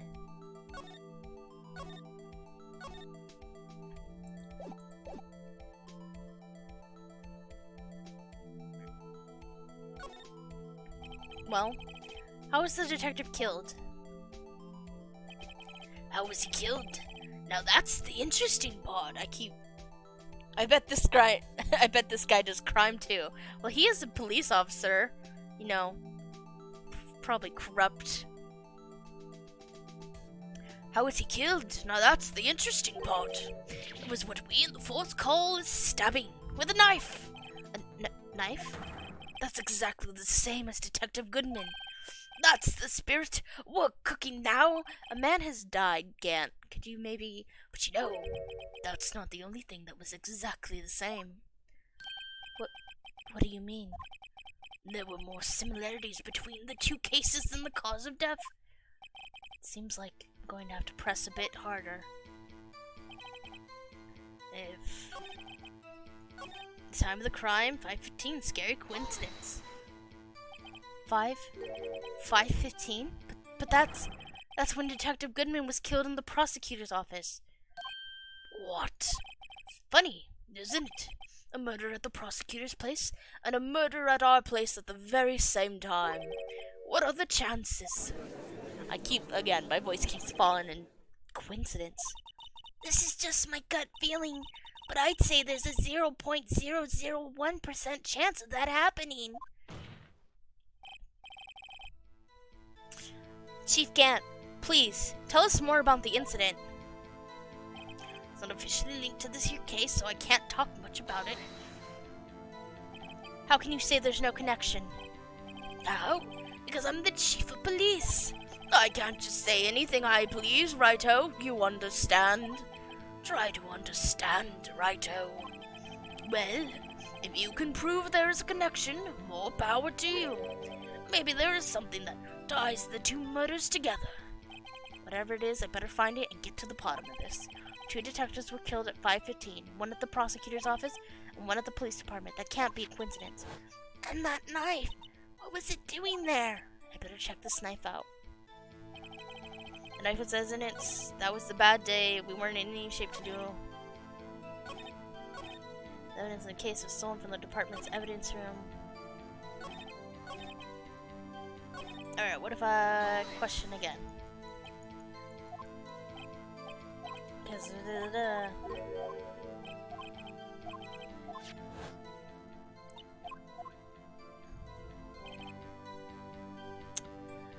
knife was evidence in a case that was stolen from the department.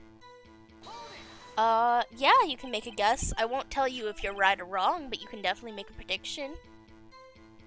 So this knife was stolen. Yes, but on the day of the murder. It was evidence, you say. Was it, in fact, a murder weapon? Nice. Good show, Little Worthy. It was a murder weapon, as it happens. It was evidence from a case long since solved. So this knife was stolen on the day of the murder, and it was found. Hard to think there isn't a connection.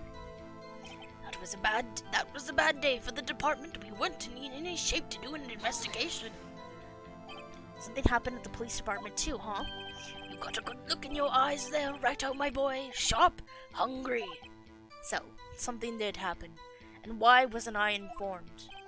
Why weren't you informed? Well, why didn't you ask? No matter, I understand you were busy, what with the Lawless case and all. Well, what happened? What happened at the police department that day? Detective was killed at the police department. See, what a mess.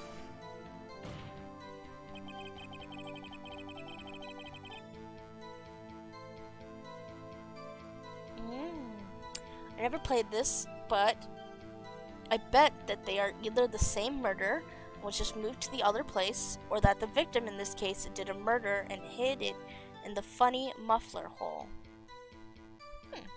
Interesting take. Mabel says, I kind of like this guy. Gant? Okay. On the same day that a detective was killed in the prosecutor's parking lot, another detective was killed at the police department? That's a fact. Surprising, isn't it, Dudgy? I'm at a loss for words. And the perpetrator, do you have a suspect? Well, we just arrested him, blah, blah, blah, but that's a lot. Maybe you could help, blah, blah, blah. Oh, good one. The kid's sharp. Okay, here's the deal. I'll tell you one thing and only one thing.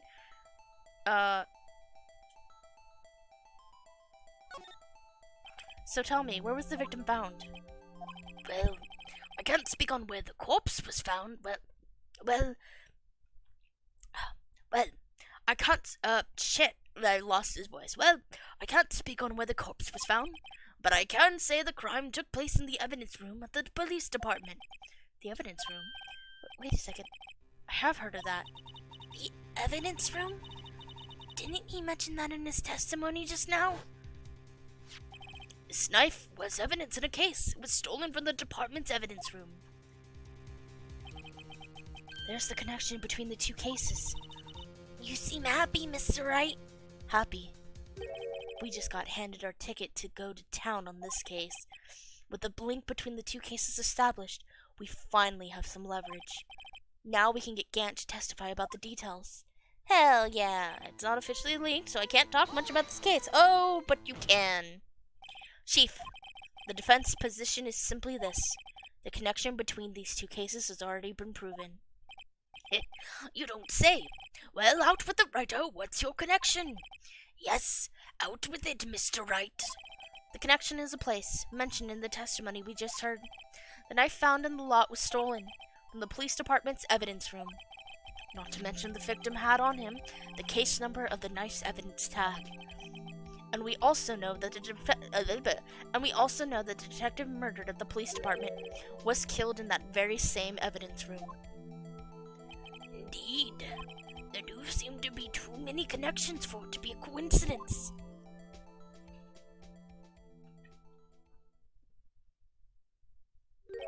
You two make a good pair.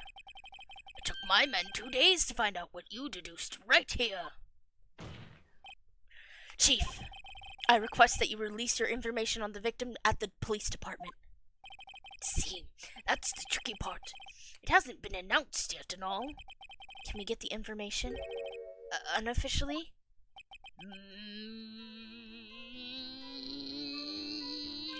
Sure, why not? It's unofficial after all. What? Really? This guy, I swear. Who would have guessed? I'll cooperate, but I can't reveal the name of the victim at the department, okay?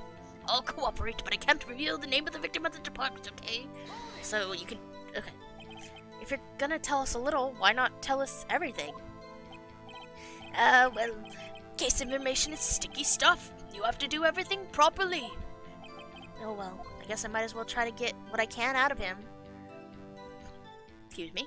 The victim's gender, the victim's division, the victim's ID number seems like a strange one. Okay, how about you tell me the victim's ID number? Sorry, I'm very burpy right now. Okay, how about you tell me the victim's ID number? Sure, why not? It's not like you'll be able to tell who it is from that. Of course not. You won't tell me their name, after all. We keep a tight lid on ID numbers, so don't go getting your hopes up. The number is... Yes? 5842189. 5842189. 5842189. Remember, kids, 5842189. Well, that's quite long. 584218947. What? And we have to remember these. And then we have to remember these. It drives me nuts. 82. I can't do it. 582. Fuck, I forgot to. You didn't even get the first number right. 5842189. There we go. Thank you, Dr. Jordan. Well, Mr. Wright, does this tell you anything? The ID number of the victim at the police department 5842189. This tells me nothing! No, this tells me something. Actually, it does, Your Honor. It does. I think. Meaning? It has to be what I think it is. But what does this mean? Well, let's hear what the defense has to say. You say the ID number of the detective who was murdered at the police department tells you something? What does it tell you? An investigator ID card found at the prosecutor's office crime scene. ID number 5842189. Huh.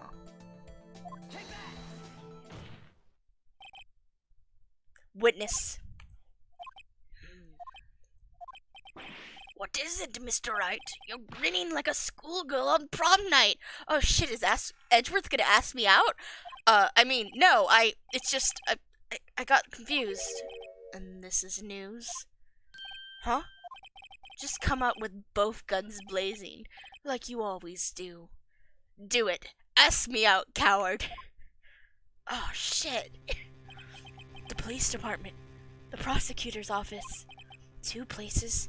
2 detectives murdered at one time? And will I have enough time to get my dress for the ball? Actually, I happen to have a police ID number here. Oh, is it yours? No, Your Honor, I'm a defense attorney, remember? This is the ID number of our victim, Detective Goodman. Shame on you, Righto. Personal IDs are top secret. Detective Goodman's ID number is 5842189.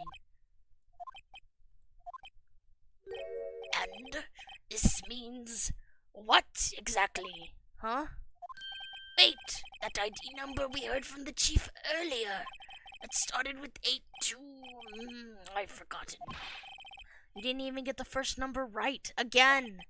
The number the chief of police gave us was 5842189. Wait a second, Wright. What does this mean? That's what I want to know. The 2 ID numbers are identical. In other words, the detective killed in the police department's evidence room was Bruce Goodman. What does our witness think about that? Oh, sharp as attack, Righto, sharp as attack. But wait, Detective Goodman is our victim. He was killed at 5:15 in the underground parking lot. Yet, a detective Bruce Goodman was also killed at the police department, in the evidence room, at this exact same time. That's impossible. So what we're saying is, the same person was killed at the same place, and in a completely different location? Oh, shit. Order! Chief, what does this mean? No. What I want to know is, why didn't I hear about this? Clearly it's just twins with the same name. Who would name their child the same thing?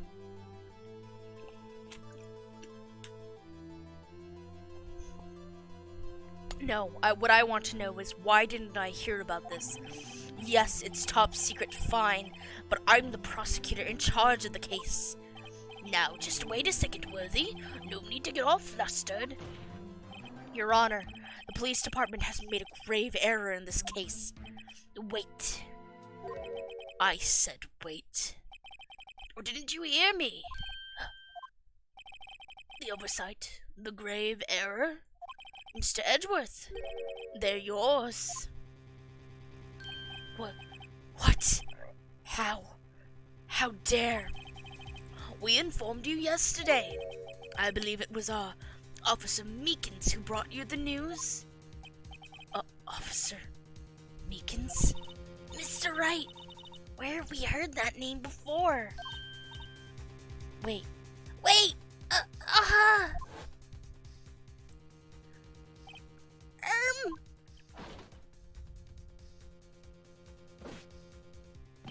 Excuse me, but is Mr. Edgeworth, anywhere on the premises? I'm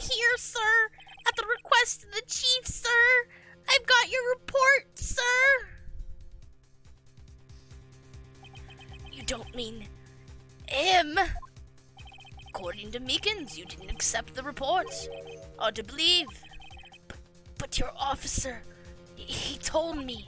He said that report had nothing to do with Lana Sky incident. Detective Bruce Goodman murdered in the police department. Detective Bruce Goodman murdered in the police department evidence room. Mr. Edgeworth, the victim's name is written right on the top of the report. Why didn't your officer tell me?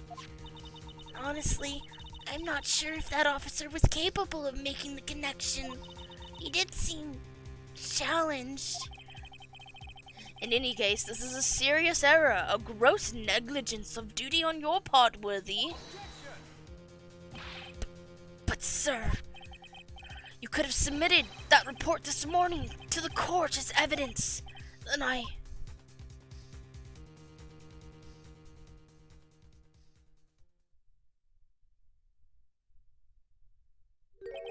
no such luck this time, Worthy.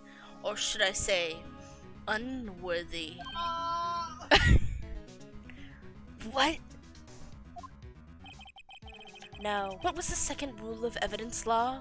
Well, Mr. Wright, Huh? Oh, well, it's, Rule 2. Unregistered evidence presented must be relevant to the case on trial. And how is this rule relevant? Normally, you submit a list of evidence to be used in court before the trial. This report wasn't on that list. So, what does this mean? I couldn't submit this evidence until a connection was proven in court. The connection was just proven by Wrighto over there. Good job, Wrighto, my boy. Huh? I was just doing my job. No. No! Aww. it's okay, Edgeworth. You're still the awesome man to me. It seems we have come to the end of this trial. I know you're going through a tough time, Worthy, with all those rumors. You were even in the defendant's chair just this past December. I apologize for this terrible lack of due diligence on my part. Mr. Edgeworth, please, just give me one day. I'll get to the bottom of what happened, if it's the last thing I do. You'd better get results this time, really. You have my profound apologies, sir. Poor Mr. Edgeworth. It's okay, Edgeworth, we still care. Ooh.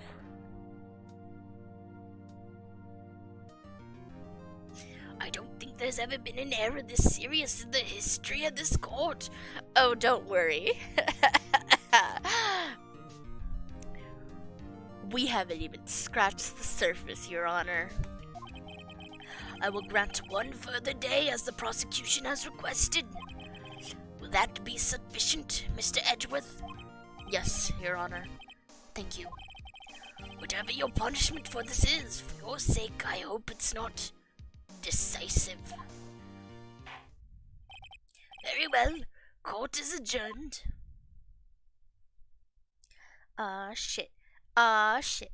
To be continued. Well, we got through the first case, guys. Lana's still alive and well. By the skin of our teeth. Yay! February 23rd. And now I don't have to do the judge's voice for a while. It's February 23rd, 2:15 p.m. Wright & Co. Law Offices. Mr. Wright, Although, sadly, I still have to do Emma's voice for the rest of this, and I decided to give her a very throaty voice, but it's fine. what's going on with the case, anyway? I'm a little confused. You're always confused. Huh? Let's see.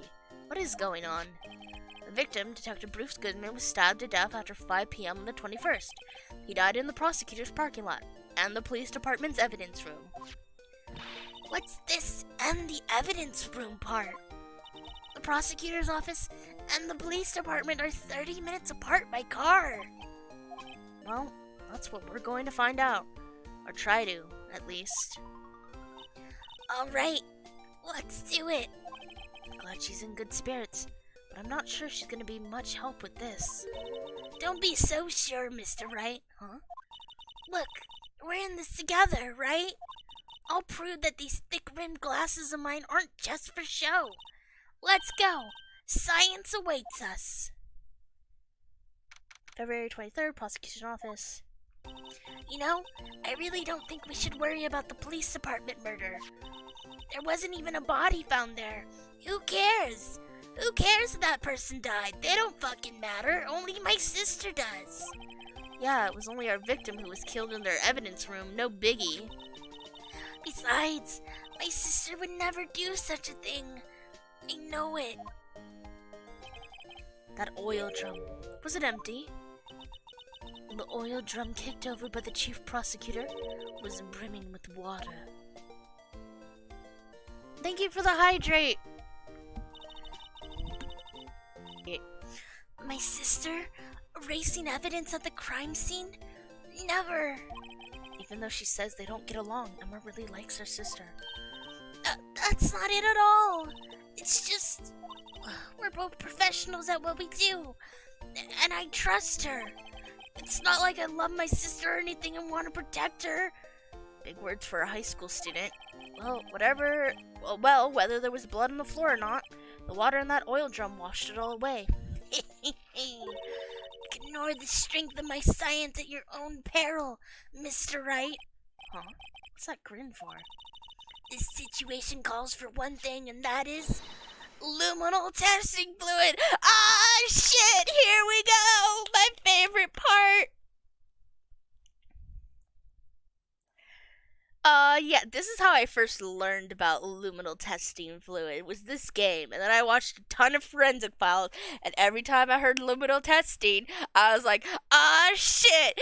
Here it is, bitch! Luminal? Blood is sticky stuff, you know? You can't just wash it away with a little water, or bleach, or any cleaner for that matter. Even if you can't see it, it's still there. But wouldn't the police have already done these tests?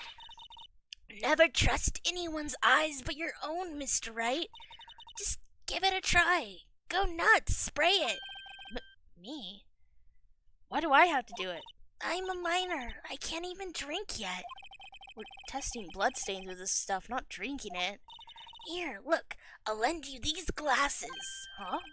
You got an extra pair of those things? Ooh, they're cute and stylish. Put them on. Put on your 3D glasses. Oh, God! Somebody turn off the, Nintendo... What was it? What was the Nintendo...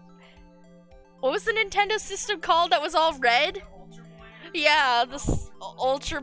Something, right? It was... something boy. Virtual Boy. Somebody turn off the Virtual Boy on this screen. To test for a blood reaction, just spray the luminol on it. Like this, see? Press enter to spray it on. Okay, let's find us some blood stains.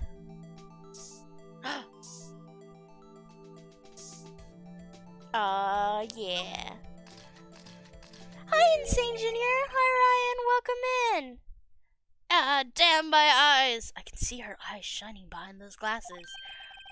So, is this a blood stain? It's so... Ugh. Emma, you're shaking. It's just... This is my first time seeing real blood. I think I'm gonna... She just, like, passes out, and he's like, ah, shit! Scientific investigation in action. Okay, well, we definitely know that this is a blood stain. Hello, I hope this isn't Chris's blood. No, his name is Bruce. But doesn't something strike you as odd?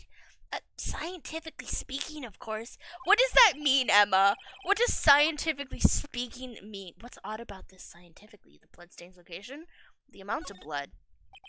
The perpetrator and Detective Goodman fought here, right? Don't you think there'd be a little more blood?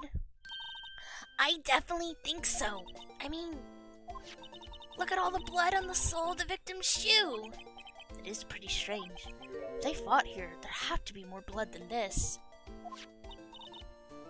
Oh, could have been a Jill sandwich. Okay.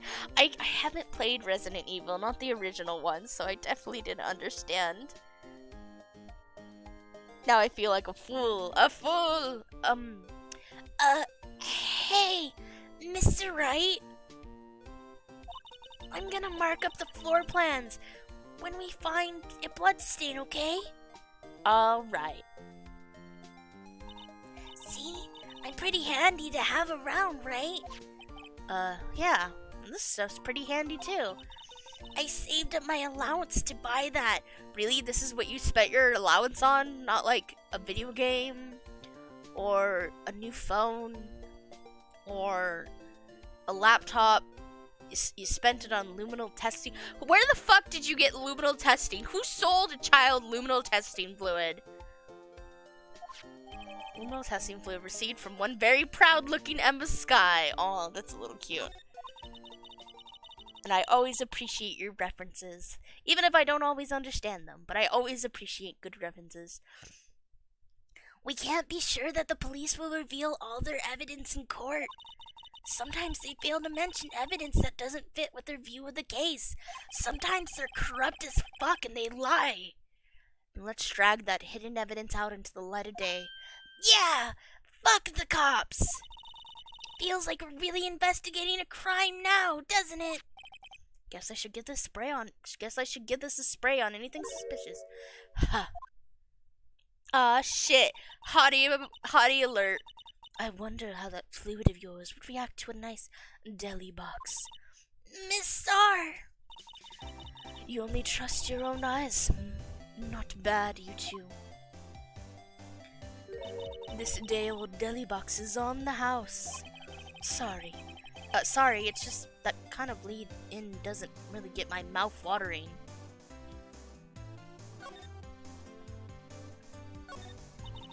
You suddenly put me in a tight spot today. My apologies, Miss Star, but no, it's okay. I like being in a tight spot. Sorry, what was I talking about? Oh, it was my fault. Oh, we know. I witnessed everything from that security room right there. But I was afraid that wouldn't sound convincing enough, you see. I was wrong to think that. I'm sorry. Sorry? You lied on the witness stand. That's unforgivable. Little girl, don't forget what's important here. Even if the place I witnessed events from was different, I still saw what I saw. I saw Chief Prosecutor Sky stab a man in cold blood, and that testimony still stands. I swear it on my honor as a detective. She stabbed Goodman. I know this photograph is something important to tell us, but what? So, you were a detective, weren't you, Miss Star? Yes, it was a long time ago. Well, 2 years ago. No matter how hardened the criminal, when they faced me, they coughed it up. Coughed it up? They confessed. They babbled like babies. You know? I may seem like a demon sometimes, but I can be an angel too. I wouldn't doubt it. Every day, I dragged the dirt out of the mouths of suspect after suspect, and before long they called me the Cough-Up Queen. Oh, and here I thought someone had gotten food poisoning from your lunches. And you were let go? Or fired? I felt that I had found my dream job when I became an investigator. And if these prim and proper prosecutors hadn't let me go, I'd still be one today. It's all because of that case. The SL9 incident. SL9? Wait, she doesn't mean...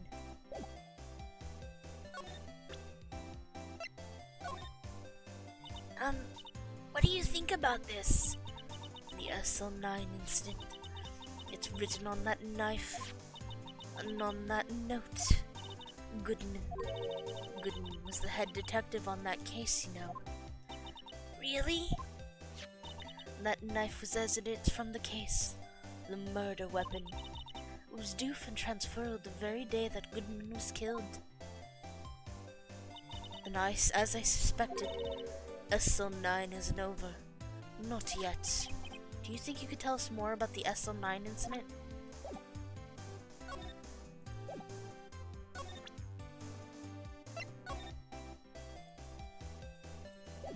Okay. Take that. I had one of those up until 2 years ago. Back when you were the coffin queen, right? We found this ID here in this parking lot. Well, there's no mistaking that. It's definitely Goodman's. But it's the same ID as the man who was killed at the police department.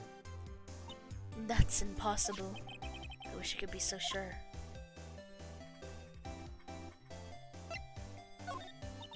It was when I grabbed the chief prosecutor on the shoulder. That's not grabbing her on the shoulder, that's grabbing her on the wrist. She dropped the phone on the pavement. That's when you heard her talking about the muffler, right? Little did I know, it was a trap. The red car's muffler and the prosecutor's red muffler. What was Miss Sky really trying to say, I wonder? Could you take a look at this? Yes? You said you wanted some hot tea, right? No, but thanks. She didn't even look at it. You must have to brew the tea for leaves for a long time to get rich flavor like this. We pre-infuse the leaves with steam before brewing. I knew it. So that's the secret to the aroma. Exquisite. The only thing I'm smelling here is wasted time. If you think about it, I could have taken that picture from the guard room, but even I get flustered sometimes. So you went straight to the scene of the crime? I rushed towards the chain link fence in an effort to stop the murder. That's when I took this photo, yes. In other words, 5 minutes after the crime. Those 5 minutes are the whole problem. The hole in my testimony, as it were. The 5 minutes weren't the problem, Miss Starr. You lying was the problem. Listen, little girl, I've had my testimony disregarded before, and I wasn't going to have it disregarded again. Just like that time. That time? Can I talk about it now? There we go. That incident really opened up my eyes to the truth. We're nothing to them. Disposable. Disposable? To who? 2 years ago. It was the biggest case I'd ever handled. The police and the prosecutors were desperate for decisive evidence. So, they didn't solve it? On the contrary, it was solved quite cleanly. The criminal was caught and executed. Executed? Yes, the criminal got what was coming to him. It doesn't get any cleaner than that. The only problem was, they never did find decisive evidence. Not a shred. What? But the criminal was executed, right? On the basis of evidence of a sort. Made up evidence. What? You mean they executed someone with fabricated evidence? The best part came several months after the trial. Every detective involved with the case was dealt with. Some were demoted to patrolmen. Others found themselves out of a job. And you were one of those. Myself and one other person you know well. Wait, could it be? Exactly. Detective Jake Marshall. Oops, Police Department Security Detail Officer Jake Marshall. As professional detectives, We investigated that case from every angle. Jake was particularly determined, and then it was over, and he was demoted. However, he hasn't forgotten, and neither have I. You haven't forgotten SL9? There was another side to that case, a hidden side. That's what we're after now, and no one up in their fancy offices can stop us. Wait, those lunches you sell. There was only one reason I come to sell lunches in this accursed office. I come here to meet old friends, boyfriends that can help me investigate. Miss Star's old boyfriends. How many does she have anyway? Just all the detectives on SL9 have disappeared. We find new evidence. There has to be a connection. So, Rookie, what? It seems like you're serious about investigating this case. Yes. Then you should take this. A Salisbury steak lunch? Actually, might be a hamburger steak lunch. That's a lot more common in Japan. Is hamburger steak the same as Salisbury steak? I should look that up. I know a certain guy who might help you if you tempt him with this treat. Steak lunch, received from Miss Star. Excellent for putting our Officer Marshall in a good mood. Miss Star? Officer Marshall, is he your, are you his... Are you going out? Why do you want to know? I was just wondering what happened to him. A long time ago, when he was helping my sister do cases, he was so nice. He got along so well with my sister. It made me jealous. And he was nice to me too. Back then. This would be when Officer Marshall was a detective. But now he's so cold. Jake and I are merely cooperating on this investigation. We're putting the past to rest, as it were. Nothing more than that. I see. Thank you. Officer Jake Marshall.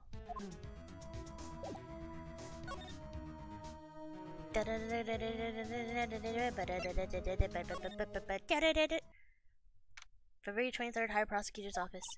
Well, this place is as classy today as it was yesterday. I'm sure it'll still be just as classy tomorrow, Emma. Incidentally, Edward's not here. I'm sure he's off doing important investigations. I hope that's what he's doing. Huh? I guess we'll have to come back. Ah, shit. Okay.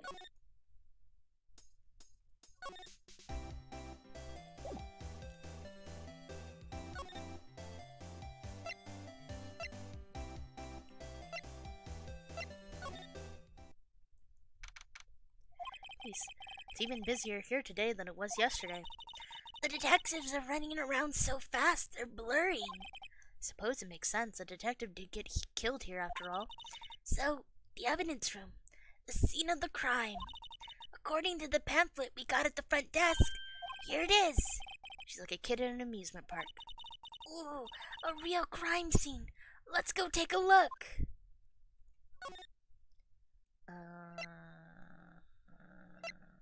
Let's go to Criminal Affairs Department. Whoa, everyone looks deadly serious here. Well, there was a vicious murder of a detective down at the police department. Yes, but the same detective was also killed at the same time in the prosecutor's lot. Ugh, it makes my head hurt. Well, first things first, let's go check out the police department crime scene. Yes, you sound dead set on investigating, but don't mess up or we could wind up dead. I doubt anyone wants more mysteries or dead bodies around here right now, but it doesn't look like anyone's gonna help us much either. That must be the chief of detectives. He's glued to his computer screen. What? Detective killed in the evidence room? Tell no one outside the police department. No, I told that old lady at the restaurant everything. Someone's getting a demotion. These are the detectives' desks. There are computers and files of each one. Funny, they're a lot tighter than I expected. Guess the detectives don't spend a lot of time at their desk.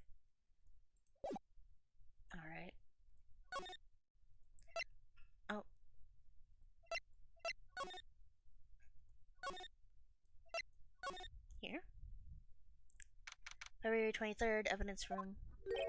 What's with the decor in this place? It's very eccentric.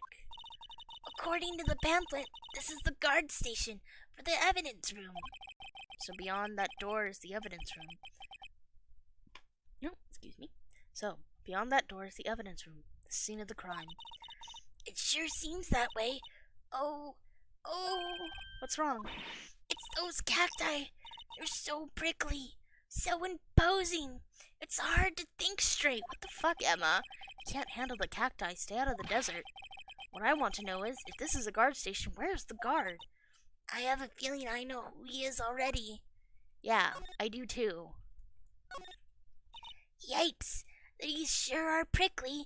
They must be the real deal. I would think just one big one would be sufficient. These cacti are a lot like my sister, actually. How so? Encased in a cold, rigid shell, with spines pointing in every direction. Just like her. I'm not so sure I see the resemblance. It's more an attitude thing than a physical similarity. There's a security guard uniform hanging there. Looks more like a costume than a uniform, honestly.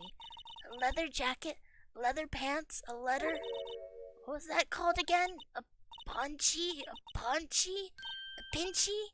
I know, a poochie. Wait, maybe that wasn't it. This area is looking very cowboy. I sense a sheriff round these parts. It's a poncho, but I think I'll keep that information to myself for the time being. Is he drinking on the job? That's a lot of, like... I hope that's sarsaparilla. Looks like there's a video feed from the evidence room here. There's a light blinking below the monitor. It says recording. I bet we could use this computer to check on who went in and out of there. Texas. Look on the floor. A lasso.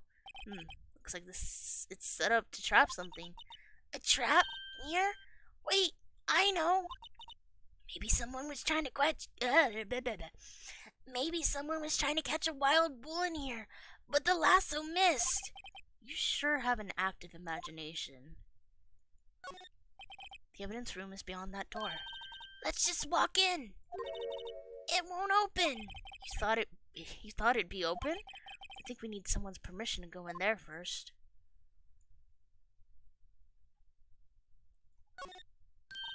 The swinging door makes this place look like some kind of saloon. But look, it's nailed shut. You can't get in that way. Of course not. If you went in through there, the cactus would fall over. Ouch. I'd say it'd be more of a yarg myself. Okay. Let's go find somebody who can help us. February 23rd, Police Department.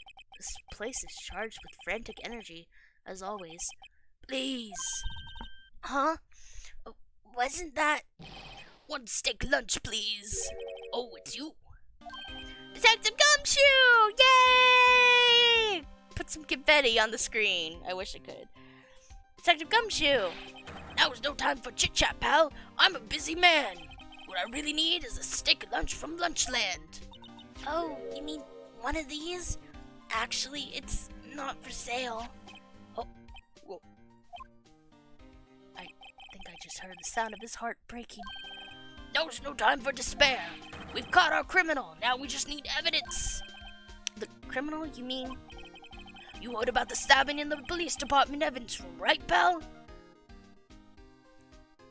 Yeah, on the same day that a detective was killed in the prosecutor's parking lot, another detective was killed at the police department. And the perpetrator? Do you have a suspect? Well, there was a suspect. Just arrested them, in fact.